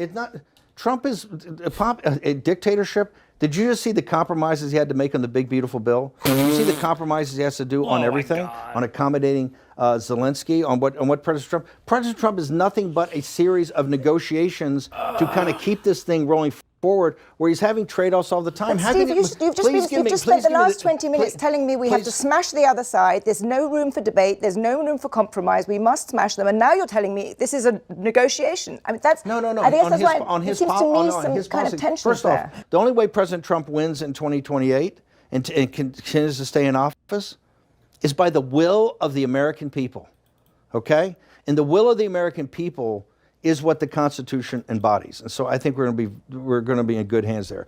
We need to finish what we started. And President Trump is the instrument, a providential instrument to finish. The video's not freezing, he's just throwing his voice, idiots. A few minutes ago you talked about and the camera's not populist nationalists and populist internationalists. Globalists, forgive me. Internationalist, too refined a term. You were something of a populist globalist when you spent a lot of time in Europe. Building... Not a populist globalist at all. It was all national. No, I didn't say we're not. It's not about us having engagement. Look, we're a nation in the world. We're not isolationist.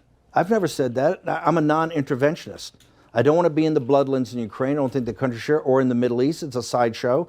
Hello, I'm all monitor, turn back on. Direct engagement with the Chinese Communist Party because we see what they're trying to do. Now, I'd like not to send troops there because there's other ways we can do that without putting people. But no, the European project, because remember, in this very room is where Nigel Farage first talked about Brexit. Before it even became a thing, we had a gathering of the beginning of the MAGA movement. This isn't like in 12, 13, 14. Nigel would come over and we'd host these huge dinners for you. And Nigel would stand up and give these talks about getting Britain's sovereignty back. And we had all the populist little, the Alternative for Deutschland and the Salvini group, the Northern, the Alliance, and people in Vox. All these different people would come, but because we saw they were all fighting a common fight. So give me a kind of scorecard, just going around Italy, France, Germany, Britain, of where these parties lie. Will Farage be? My monitors are just black in front of me, so we're just listening. Pretend it's already. Oh, hi. You have two parties that are the Tory parties 250 years old or older. if you take Labor and Tories right now, the Reform Party is bigger than both. I think it's 36% of those two are at 35%. Of course he's going to be the next prime minister. And in if you France? had France is going to be, it's going to be Front National or Front, it certainly will be. And I hope it will be Le Pen and not the younger guy. Alternative for Deutschland. If you think I'm enthusiastic about what we've accomplished here, I'm really enthusiastic about what those people have accomplished, because as hard as our fight was, they had state media suppress them. They had because it's much more concentration of power and wealth over there, they had everybody fight them. And look at everywhere from Hungary to Poland to Germany to Italy to Vox in Spain. Everywhere we're getting momentum. It's not perfect. I told people at the time, you're not going to win everything. It's a process. Just look at the critical path. Look at the event horizon. Keep your heads down and remember, you're not alone. And you're anti-fragile. As long as you don't quit, they will surrender. As long as you just keep pounding. And look at Farage. Look what he's done over his career to do this. I mean, he's brought British sovereignty back, and now he's going to be the prime minister one day. Now, Nigel's come our way. Nigel forever would never talk about mass deportations. He's now talking about that. I think we're actually helping drive some of those people to the part of the right that you actually need to be to fix the problems. This is the age of Trump. And we have to get all the squeeze out of the lemon. This is why 28 is so important. We have to finish what we started. Because Trump knew in 21 that they were going to try to bankrupt him. They're going to try to destroy his family. They're going to try to put him in jail. And they're going to try to assassinate him. I would talk to him about this. He understood that. He has more moral courage than any political person we've had, I believe, since Abraham Lincoln. If you look at Trump over the arc of history, what he's accomplished and what he's been able to lead us to, I mean, he's equivalent of Moses. I mean, he has led our people back right now to the bank of the promised land to make sure that we're very close to actually redoing this, making the changes that have to be made to save our country and to return America to her greatness, make America great again. So I don't know about you, Ed, but I think I have a... That's kind of wacky, I don't agree with a lot of what you've said, but I have a much better understanding of what it is you're trying to do. Wow. Trying to coup the government. Quick drama meme break. Apparently Ludwig was always a creeper weirdo, by the way. Like, yeah, there are some streamers that just like, they give me the wrong vibe. Or like, there are some streamers I just like, I don't know, man. Or like, I have my opinions on it, but like, people aren't ready for it. I will say, Ludwig is definitely one of them. Where Ludwig kind of always gave me like sociopath vibes. Like, he's just in it for himself and he doesn't give a shit about anyone else. And he's always given me that vibe. Oh, really? You just haven't ever said it before, ever? There's a look that people give you. I think it's like social anxiety kind of made me more powerful and made me capable of like reading people a little bit better so that I can perceive the situation correctly so I can act correctly. Social but anxiety? There are people who talk to Wait, you what? and they look at you, and there are people that talk to you and they look past you. And I don't know how else to describe this phenomenon. Okay. I will say, and it impacts how I judge people a lot, whether someone looks at you or looks past you. I will say, in a very bizarre turn of events, XQC was definitely someone who looked at me, not past me. And Lud was definitely someone who looked past me. Like, I don't know what other words to use to describe this.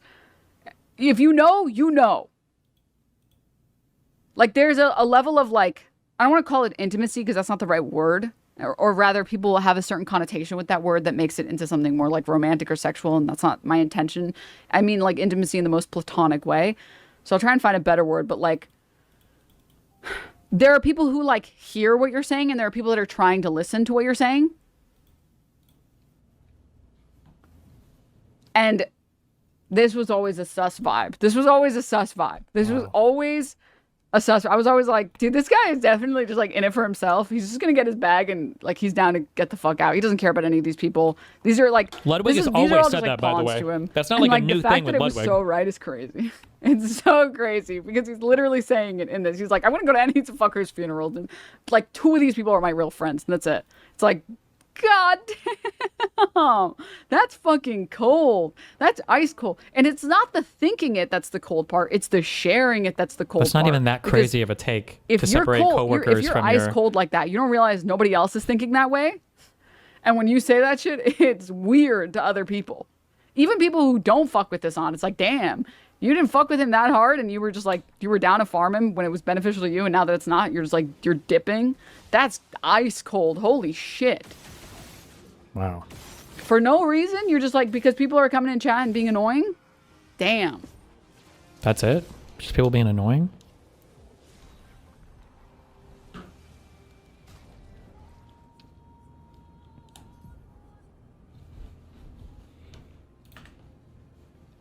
Streamers, I said like, yeah. Shut up.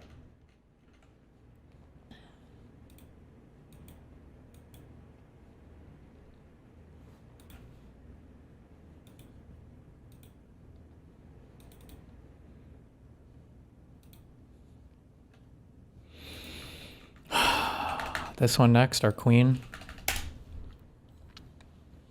A lot of their rise has come because they just literally will create hundreds of clips from a single stream, often posting them while the stream is still live.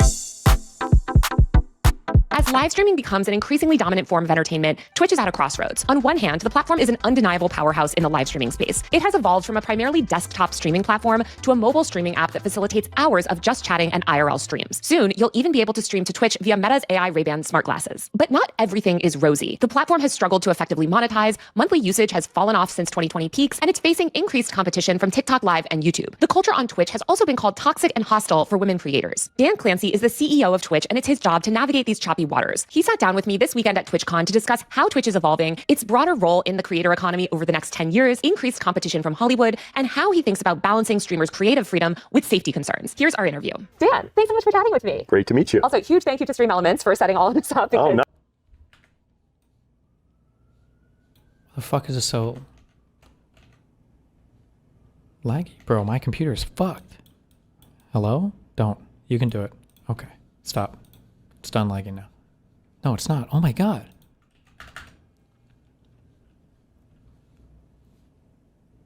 Okay, hold on. A lot of their rise has come. What?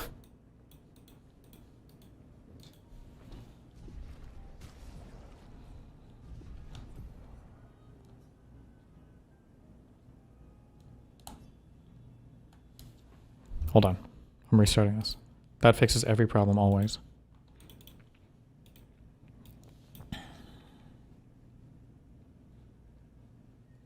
When did the Affordable Care Act go into effect? Was it like 2009 or 2010? Affordable Care Act.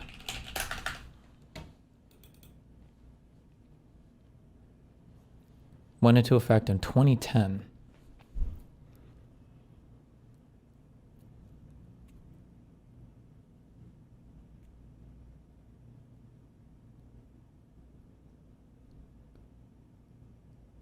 Who made this stupid fucking chart? This Charlie Blelo guy or whatever. Tweet it. Hold on. Okay.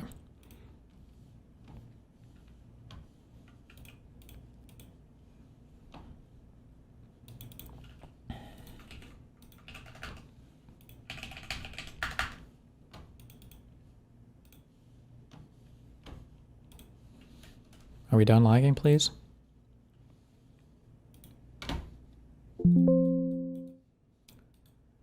Reopen closed windows. Okay, good job. Shut up. A lot of their. Okay. It's not like. Stop.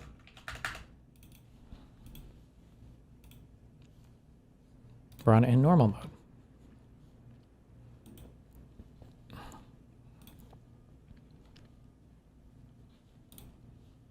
Wait, fuck. Somebody said that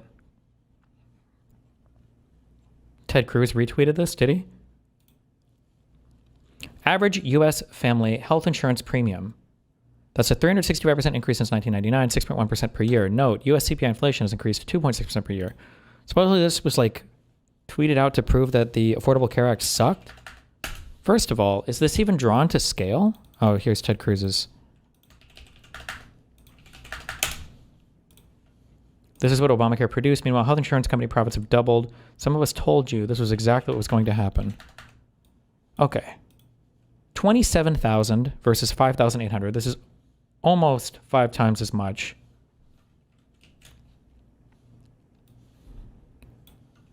I wonder if this is even drawn to scale.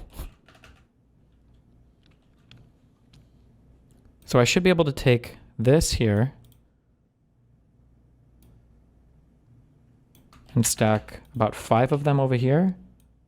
Fuck.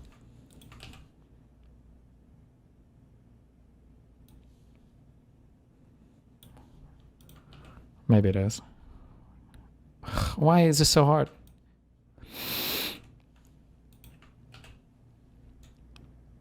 Is there a shortcut that I can hold, like shift? Oh, definitely not that. Okay, we just have to be pinpoint accurate. 1, 2,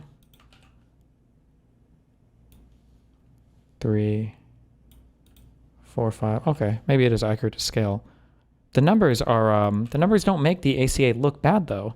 Like in 1999 to, like if we do like a 10-year period from 99 to 2009, it looks like it more than doubled, right? Because we started at 5,800 and we ended at 13,375. So that's more than doubling, easily more than doubling. And then if we assume the ACA came in sometime through here, from 2011 to 2021, we went from 15,000 to 20,646. So your growth here, in terms of premiums, was significantly slowed compared to your 10-year growth here. So like, this chart isn't even showing what they, now I would argue we would need more data and you have to take a comprehensive look at things, but like, what the fuck?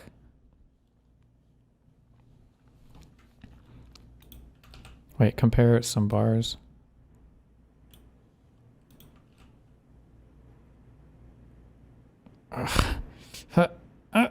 There it is.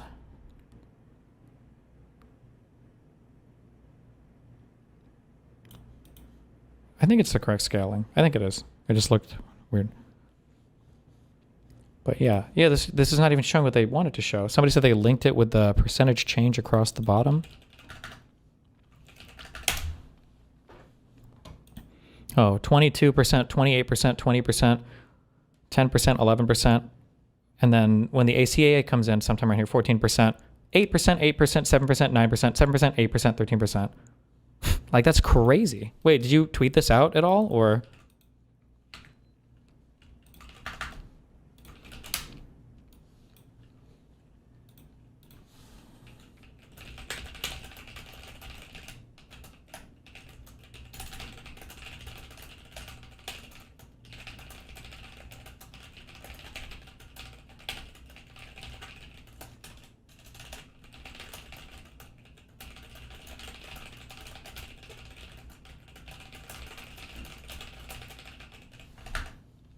Okay, I'm yoinking your shit. Get yoinked, motherfucker.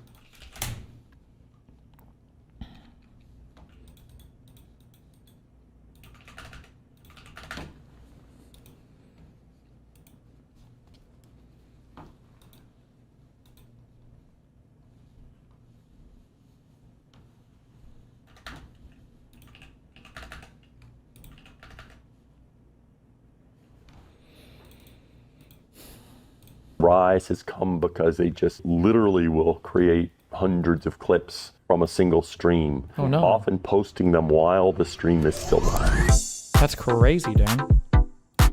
As live streaming becomes hotly has at TwitchCon to discuss how Twitch is evolving, its broader role in the creator economy over the next 10 years, increased competition from Hollywood, and how he thinks about balancing streamers' creative freedom with safety concerns. Here's our interview. Dan, thanks so much for chatting with me. Great to meet you. Also, huge thank you to Stream Elements for setting all of this up. Oh, nice. I could not get it set up myself. First of all, I want to ask you, how would you define Twitch's mission in 2025? I think our mission in 2025 is more relevant than ever, and it fits, as we talk about creating belonging through our streamers and the communities they create. I often talk about how in in many ways, social media has become antisocial. Sitting and swiping in your phone doesn't connect you to people. And I think that's one reason why we've seen this enthusiasm around Twitch, because I think people more than ever are looking for authentic connections with both other people, but also with the people, in this creator economy. There's a distance when you're just watching something on, a short form platform, and there's an authenticity that, you can't hide when you stream. And so I think it's really going to the roots of what has made the foundation of Twitch, which is really community. I feel like every app has been entering the live streaming space lately. I mean, obviously TikTok's been investing so heavily in live. We've got Substack Live now even. We're also seeing a lot more multi-streaming, right? Which is, sort of becoming more of a thing. How do you think Twitch differentiates itself in this increasingly crowded live streaming market? Now everybody building a live streaming, it's actually been happening for quite some time. There was a period when YouTube, part of Google, Facebook, and Microsoft were all coming after Twitch. They were all doing big contracts to recruit our top streamers, and Twitch stayed on top. Mixer shut down. Facebook just sunsetted their live streaming, Facebook Live. It's still a valuable part of YouTube. And as you said, TikTok's doing it now. But I think the reason we were able to stay where we were during that period is the same reason why now I actually think it's good for us. Twitch is a community-centric live streaming app, and we focus on live streaming. And it's really important that the way you get a sense of community is that shared experience together. And that requires people to pull up and share and stay for a while. If you're watching live streaming on one of the other platforms, if you take TikTok, you watch it, you've been programmed that if you get a little bored, your mind just says, come on, swipe. Let's see what's next, right? If you're watching a YouTube video live and you get a little bored, your eyes glance to the bottom right. I was joking once with T-Pain. I said, you know who your big competition is on YouTube? It's this guy named T-Pain. He makes really good VODs, and someone's watching you live and your eye just drifts because again, you're programmed whenever you're watching a video, when you're watching VODs, to look to the bottom right. And so then you don't get that sense of community. And so I always say if people are just every now and then dabbling, it's like use whatever platform. But if you want to build a community that is really there for you, then do it on Twitch. And once you build a community, it's yours because the affinity on Twitch is with the creator, not the platform. If I asked you who are your top 5 TikTok creators, you'd have a glazed look over your face because you wouldn't be able to think of 5 that. Well, your top 5 what? If I asked you who are your top 5 TikTok creators, you'd have a glazed look over your face because you wouldn't be able to think of 5 that are your top 5. If you ask any Twitch fan, who are your top 5 Twitch streamers, they'll give you the answer right away because the affinity is with the creator. And so we feel really good. And I think other people being in this space expose more people to live streaming, both from a viewer side and from a creator side. So I think it just helps us. I feel like, part of what you're talking about TikTok and YouTube though is the discovery aspect. And those platforms have succeeded so successfully in discovery. What are you doing from a Twitch standpoint in terms of boosting discovery? Are you leaning into more algorithmic recommendations? What are you doing to ensure that new streamers can find their audiences and build that community? Yeah, so part of this is so many platforms, they just look at themselves when they view the world, and it just makes no sense. You need to think of yourself in a broader ecosystem and don't just stare at yourself. And everybody wants to say, well, I want everybody to do everything on my app. That's not what the user wants. So we absolutely are focusing on things for discovery on our app. But the difference you're talking about is more a difference of short form versus long form. And short form content, if on TikTok, you might see 2,000 creators in a week. Yeah. On YouTube, you might see 500. On Twitch, you might see 10. And so the thing that creates the community on Twitch, the fact that you stay on the live stream in a long form experience is the thing that makes discovery hard. So we absolutely are investing in helping people create clips, but we're very clear we don't want to be a short form content. We are a live platform. That's why you get community. So we're investing for our platform, but a big part is also getting people to take their content from cool stuff that happens on Twitch, post it on other platforms, because you want your content to find your audience. And that's no different if you create a podcast, right? And you distribute your podcast through various different platforms, but then you create shorts that you'll put on TikTok because that's how you are finding your audience, not just new viewers, but also how you stay top of mind with your existing viewers. You talked about the kind of the unique bond that people have, and I've seen it so much firsthand of this very deep parasocial bond, I would say, with Twitch streamers really specifically. I think that reaches a level that doesn't even happen on platforms like YouTube and others. Obviously, we saw one Twitch streamer yesterday, Amaru, get assaulted by a male fan, and a lot of streamers, especially female streamers, have talked about the danger that they feel from these sort of toxic, parasocial kind of groups. What are you guys doing to prioritize safety? Because I know also a bunch of Twitch content creators said that they were too scared to even come to TwitchCon this year, just in case something like what happened yesterday would happen. Yeah, so the safety of our creators is the top priority. The challenge we face is a challenge in today's society. It's not limited to Twitch. It extends throughout our society. I do think that when you're live streaming, in many ways, since you control your community and you can ban people, you can, make it so that those people that you don't want engaging with you and participating with you aren't today. When I use other short form content and people say all sorts of stuff, well, I can't stop that. But when I live stream, they basically don't bother me. Now, what happened yesterday obviously was something that we care deeply about, securing this environment. We're looking very closely at everything that happened. I feel like he's not bringing up very good reasons why live streaming is unique, or at least what he's saying is so vague that it's kind of meaningless. You can build communities on any platform. People will have their top 5 YouTubers or TikTok creators or short form content creators. There is a different type of engagement when it's live, but I feel like the things he's bringing up is kind of weird. I can ban people or the comments bother me more in some areas, and I don't.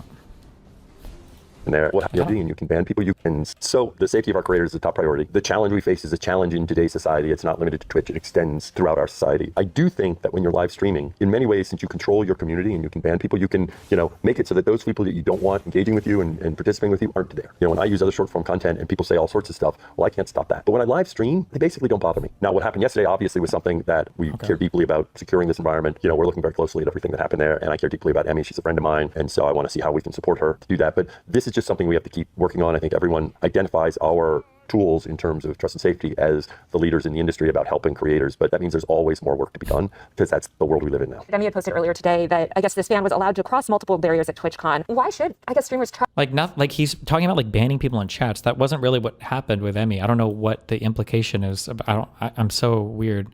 Yeah, I don't know.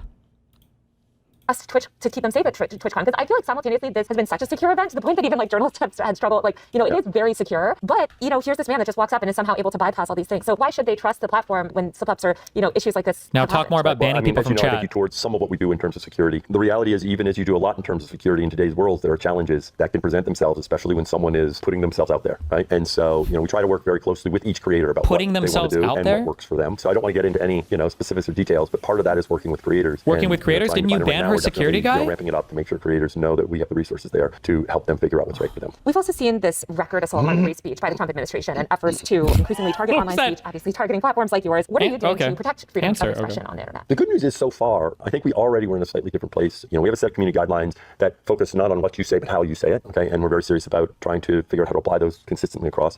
And so far, we have not had any challenges in terms of the areas you're talking about. I think that's in part because, you know, we've always been sort of balanced in terms of that. And I think there's something about live that makes it, you know, less prone to some of the challenges that happen on other platforms. They tried to, for some reason, involve you guys in the Charlie Kirk stuff, wanted to call you in front of Congress. I think that hearing is sort of indefinitely postponed. But are you doing anything to sort of proactively ensure that you can sort of protect the people on your platform from government pressures around speech? Yeah, the interesting thing is, as you talk about proactively do it, the biggest thing is you need to be ready to respond when there's a challenge, right? So we are, if that happens, and it hasn't happened, I think people express a wide range of views on the platform, and there hasn't been a big issue there. But we're ready if something does, you know, challenge us. Why do you think that you guys got dragged into that when it was like sort of following the Charlie Kirk shooting? There didn't seem to be any connection. There's no connection. I think it's purely what I'll call is company association. They need some number of N people. If you did a cluster of companies that, you know, end up having users that overlap. No radical content on Twitch, that's for sure. True. And you can't mention one of the big ones because you have to have balance. You can't mention X or Facebook or YouTube. Then it's like, well, what's the fourth? So it's proximity. I don't think, to me, I'm not that worried about it because I think, you know, he had no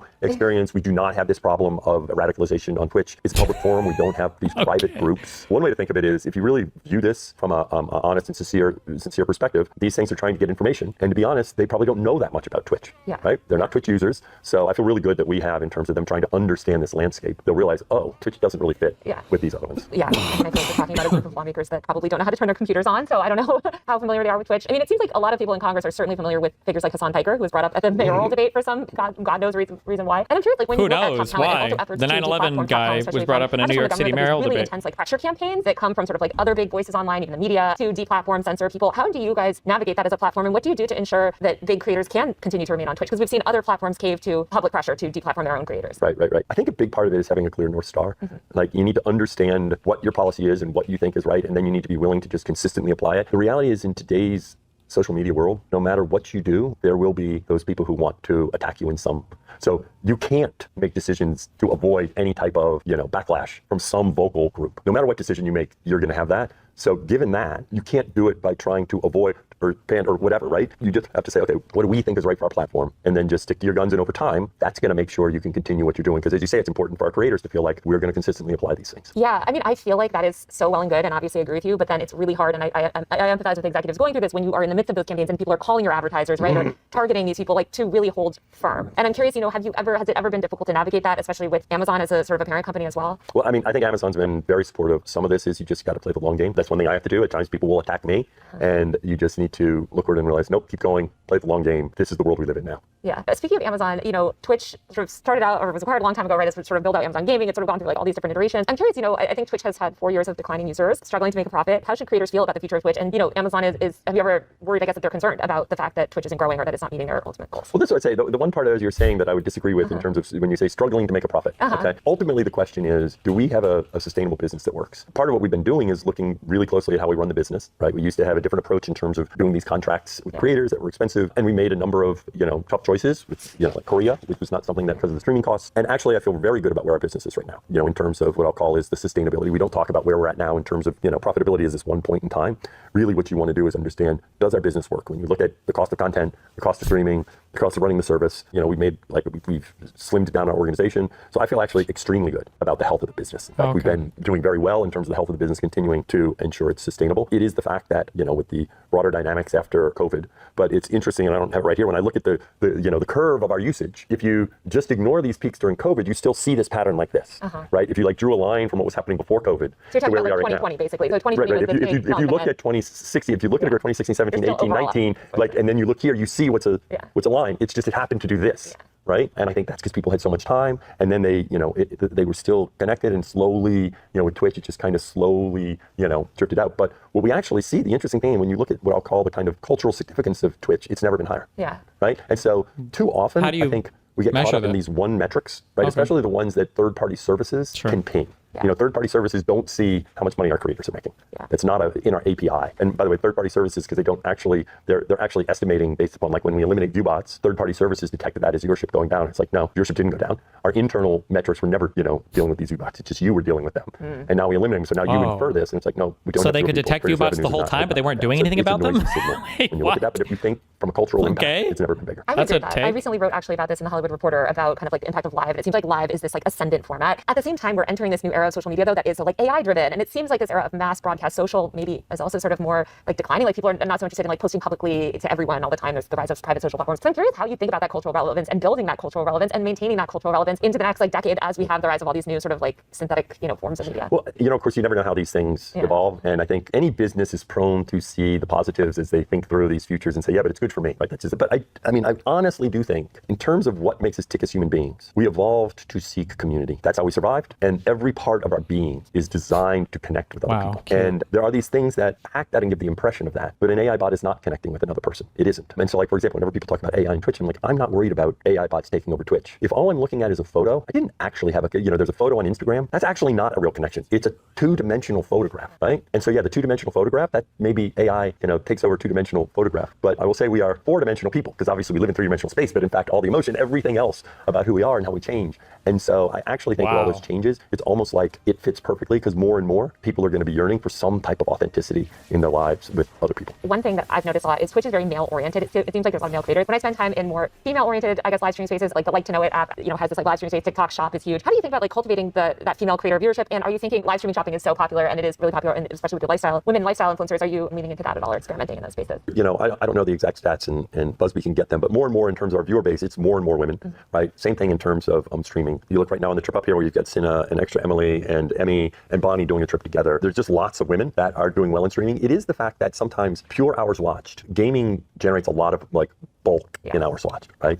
And it's probably the case that many of these women streamers are really diversifying. They tend to be variety streamers. One thing that I've said broadly about our platform, we have evolved from being entertaining gamers to entertainers that game. And so I think sometimes the metrics can be a little misleading, because it is the fact that there is some that can be, where the metrics, because gaming still can generate a lot of hours watched. But if you look at the clips on Twitch, and I don't have this, suppose I was able to measure third-party clip viewership on Twitch.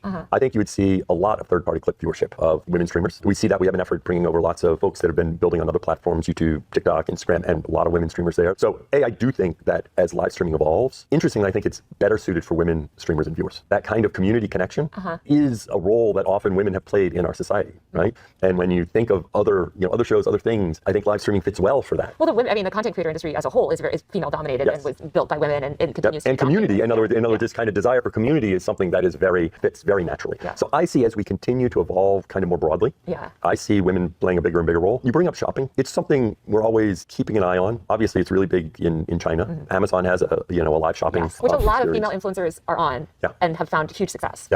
So that's something where, how do we bring them over to Twitch? So it's something that, yes, we're thinking through and keeping an eye on. It is a different space. What is it? Bitches be shopping? What do you think the future of live streaming is going to look like in 5 years or even 10 years down the line? I think it's this idea, if you look at where we've been, in general, live streaming have been dominated by people who are first and foremost streamers. I think that is in part because of the origins. When live streaming started, of course, gaming, every of the competitors started out as general live streaming apps. I was at YouTube when we started YouTube Live. It was a general live streaming app. It really became gaming. Facebook Live was a general live streaming. It became gaming. Twitch was Justin TV. It became gaming. The world has gone full circle, interestingly, from where all the apps started. But it's still the case that most of the people who think they're first and foremost streamers. I think the change you're seeing now is more and more people using live streaming as a secondary conduit of engaging their audience, community, or whatever. So if you go through 5 to 10 years, I think you just have more and more people that they may not be streaming 20 hours a week or 30 hours a week. They're like, yeah, no, I need to stream 3 hours a week. If you take musicians, Right? Musicians used to have 3 this. hours a They'd write week. an album, they'd tour, That's they'd my disappear for streaming 2 years, and they'd come back. That's not the world we live in, right? They need to stay connected to their community. And more, I think, look, if you have a fan base, like engage authentically with them. You don't have to just play music.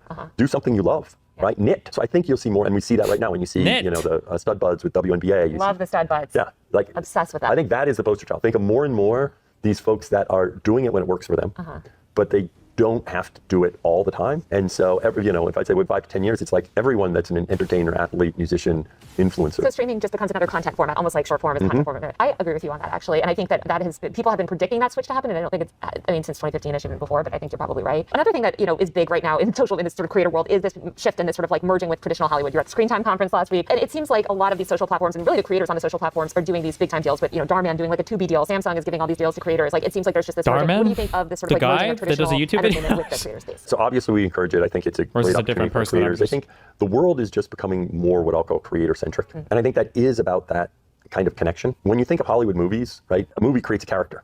It's not who the actor is, right? But more and more you see these people where it's who they are that is appealing to people, right? I often say if you look at Kevin Hart in some ways is IP, right? Kai is IP, right? And the world is moving more and more where people want connection to Israel, the Palestine? creator that includes actor, right? In terms of who they are. And you see that by now having these creators now having these vehicles, but these vehicles are usually focused on them. They aren't really actors taking on some other character. Yeah. They are who they are. And I often say, really the rise of podcasting is the rise of the creator economy. Anyone who has a podcast, it's a creator-centric. It's premium UGC content. Which we're seeing these podcasts now, moving to Netflix and et cetera. And hopefully we see a lot more. I feel like one thing that's shifted in the past few years on Twitch is this more structured programming, like Streamer University or something, like really, like obviously what Kai is doing so much in his like subathons and stuff. Could you see something like that, like getting that content onto like a streamer? Absolutely. I think all these Streamer things. meaning like Netflix platform. I know, absolutely. I think all these things are kind of blending and merging. And we used to have this concept of premium and UGC as phrases. The way I describe it is there's a parameter, which is how many human hours go into create an hour of content. So if you create a podcast, it might be 50, okay? Somebody showing up, waking up, turning on their computer and starting to game, it might be 1.01 because they just game, they stop, they're done, they're the only one. Avatar the movie, it might be 100,000. I don't know what it is, right? But there isn't any line. Streamer University took more human hours for every hour of content.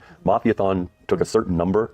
Right? Reality TV, interesting, is like starting from there and coming this way. And when it's like, okay, we want something that's a little cheaper sometimes to produce than some of the stuff we were creating before. And so what you have is the two sides are just kind of. I saw the statement about Emery. It's boring as fuck. I don't know what you want me to read it for. It's boring. I don't care. It says nothing. Overlapping. And our specialty will always be community. We talk with Prime Video as an example. We've talked about various ideas. I won't say who is talking about some ideas with them. And part of it is creatively thinking, okay, but if you really want community, those platforms are community platforms. So that you're not going to get. So how do you, and so a lot of the blend is saying, but I still want that community in that live. Last question, because I don't have much time. What emergent trends are you seeing sort of in the creator space coming up on Twitch? Like what sort of interesting user behaviors are you noticing, trends that you think are interesting and worth paying attention to? Well, the most interesting one is all that's happening in the clipping world. That's one reason why we're doing the auto clips. If you look at, groups like FaZe or Marlin or Jinxie, and I've talked to all of them, a lot of their rise has come because they just literally will create hundreds of clips from a single stream, often posting them while the stream is still live. I think that's something that is really a big part now, and that's one reason why we're investing to make it easier, not just for big creators, but medium and small creators to do that. The clipping stuff is really insane. It is wild. There's all these clipping agencies and everything. Dan, thank you so much for your time. All right. Well, thank you, Taylor. All right, that's it for this week's show. Thank you. Cringe.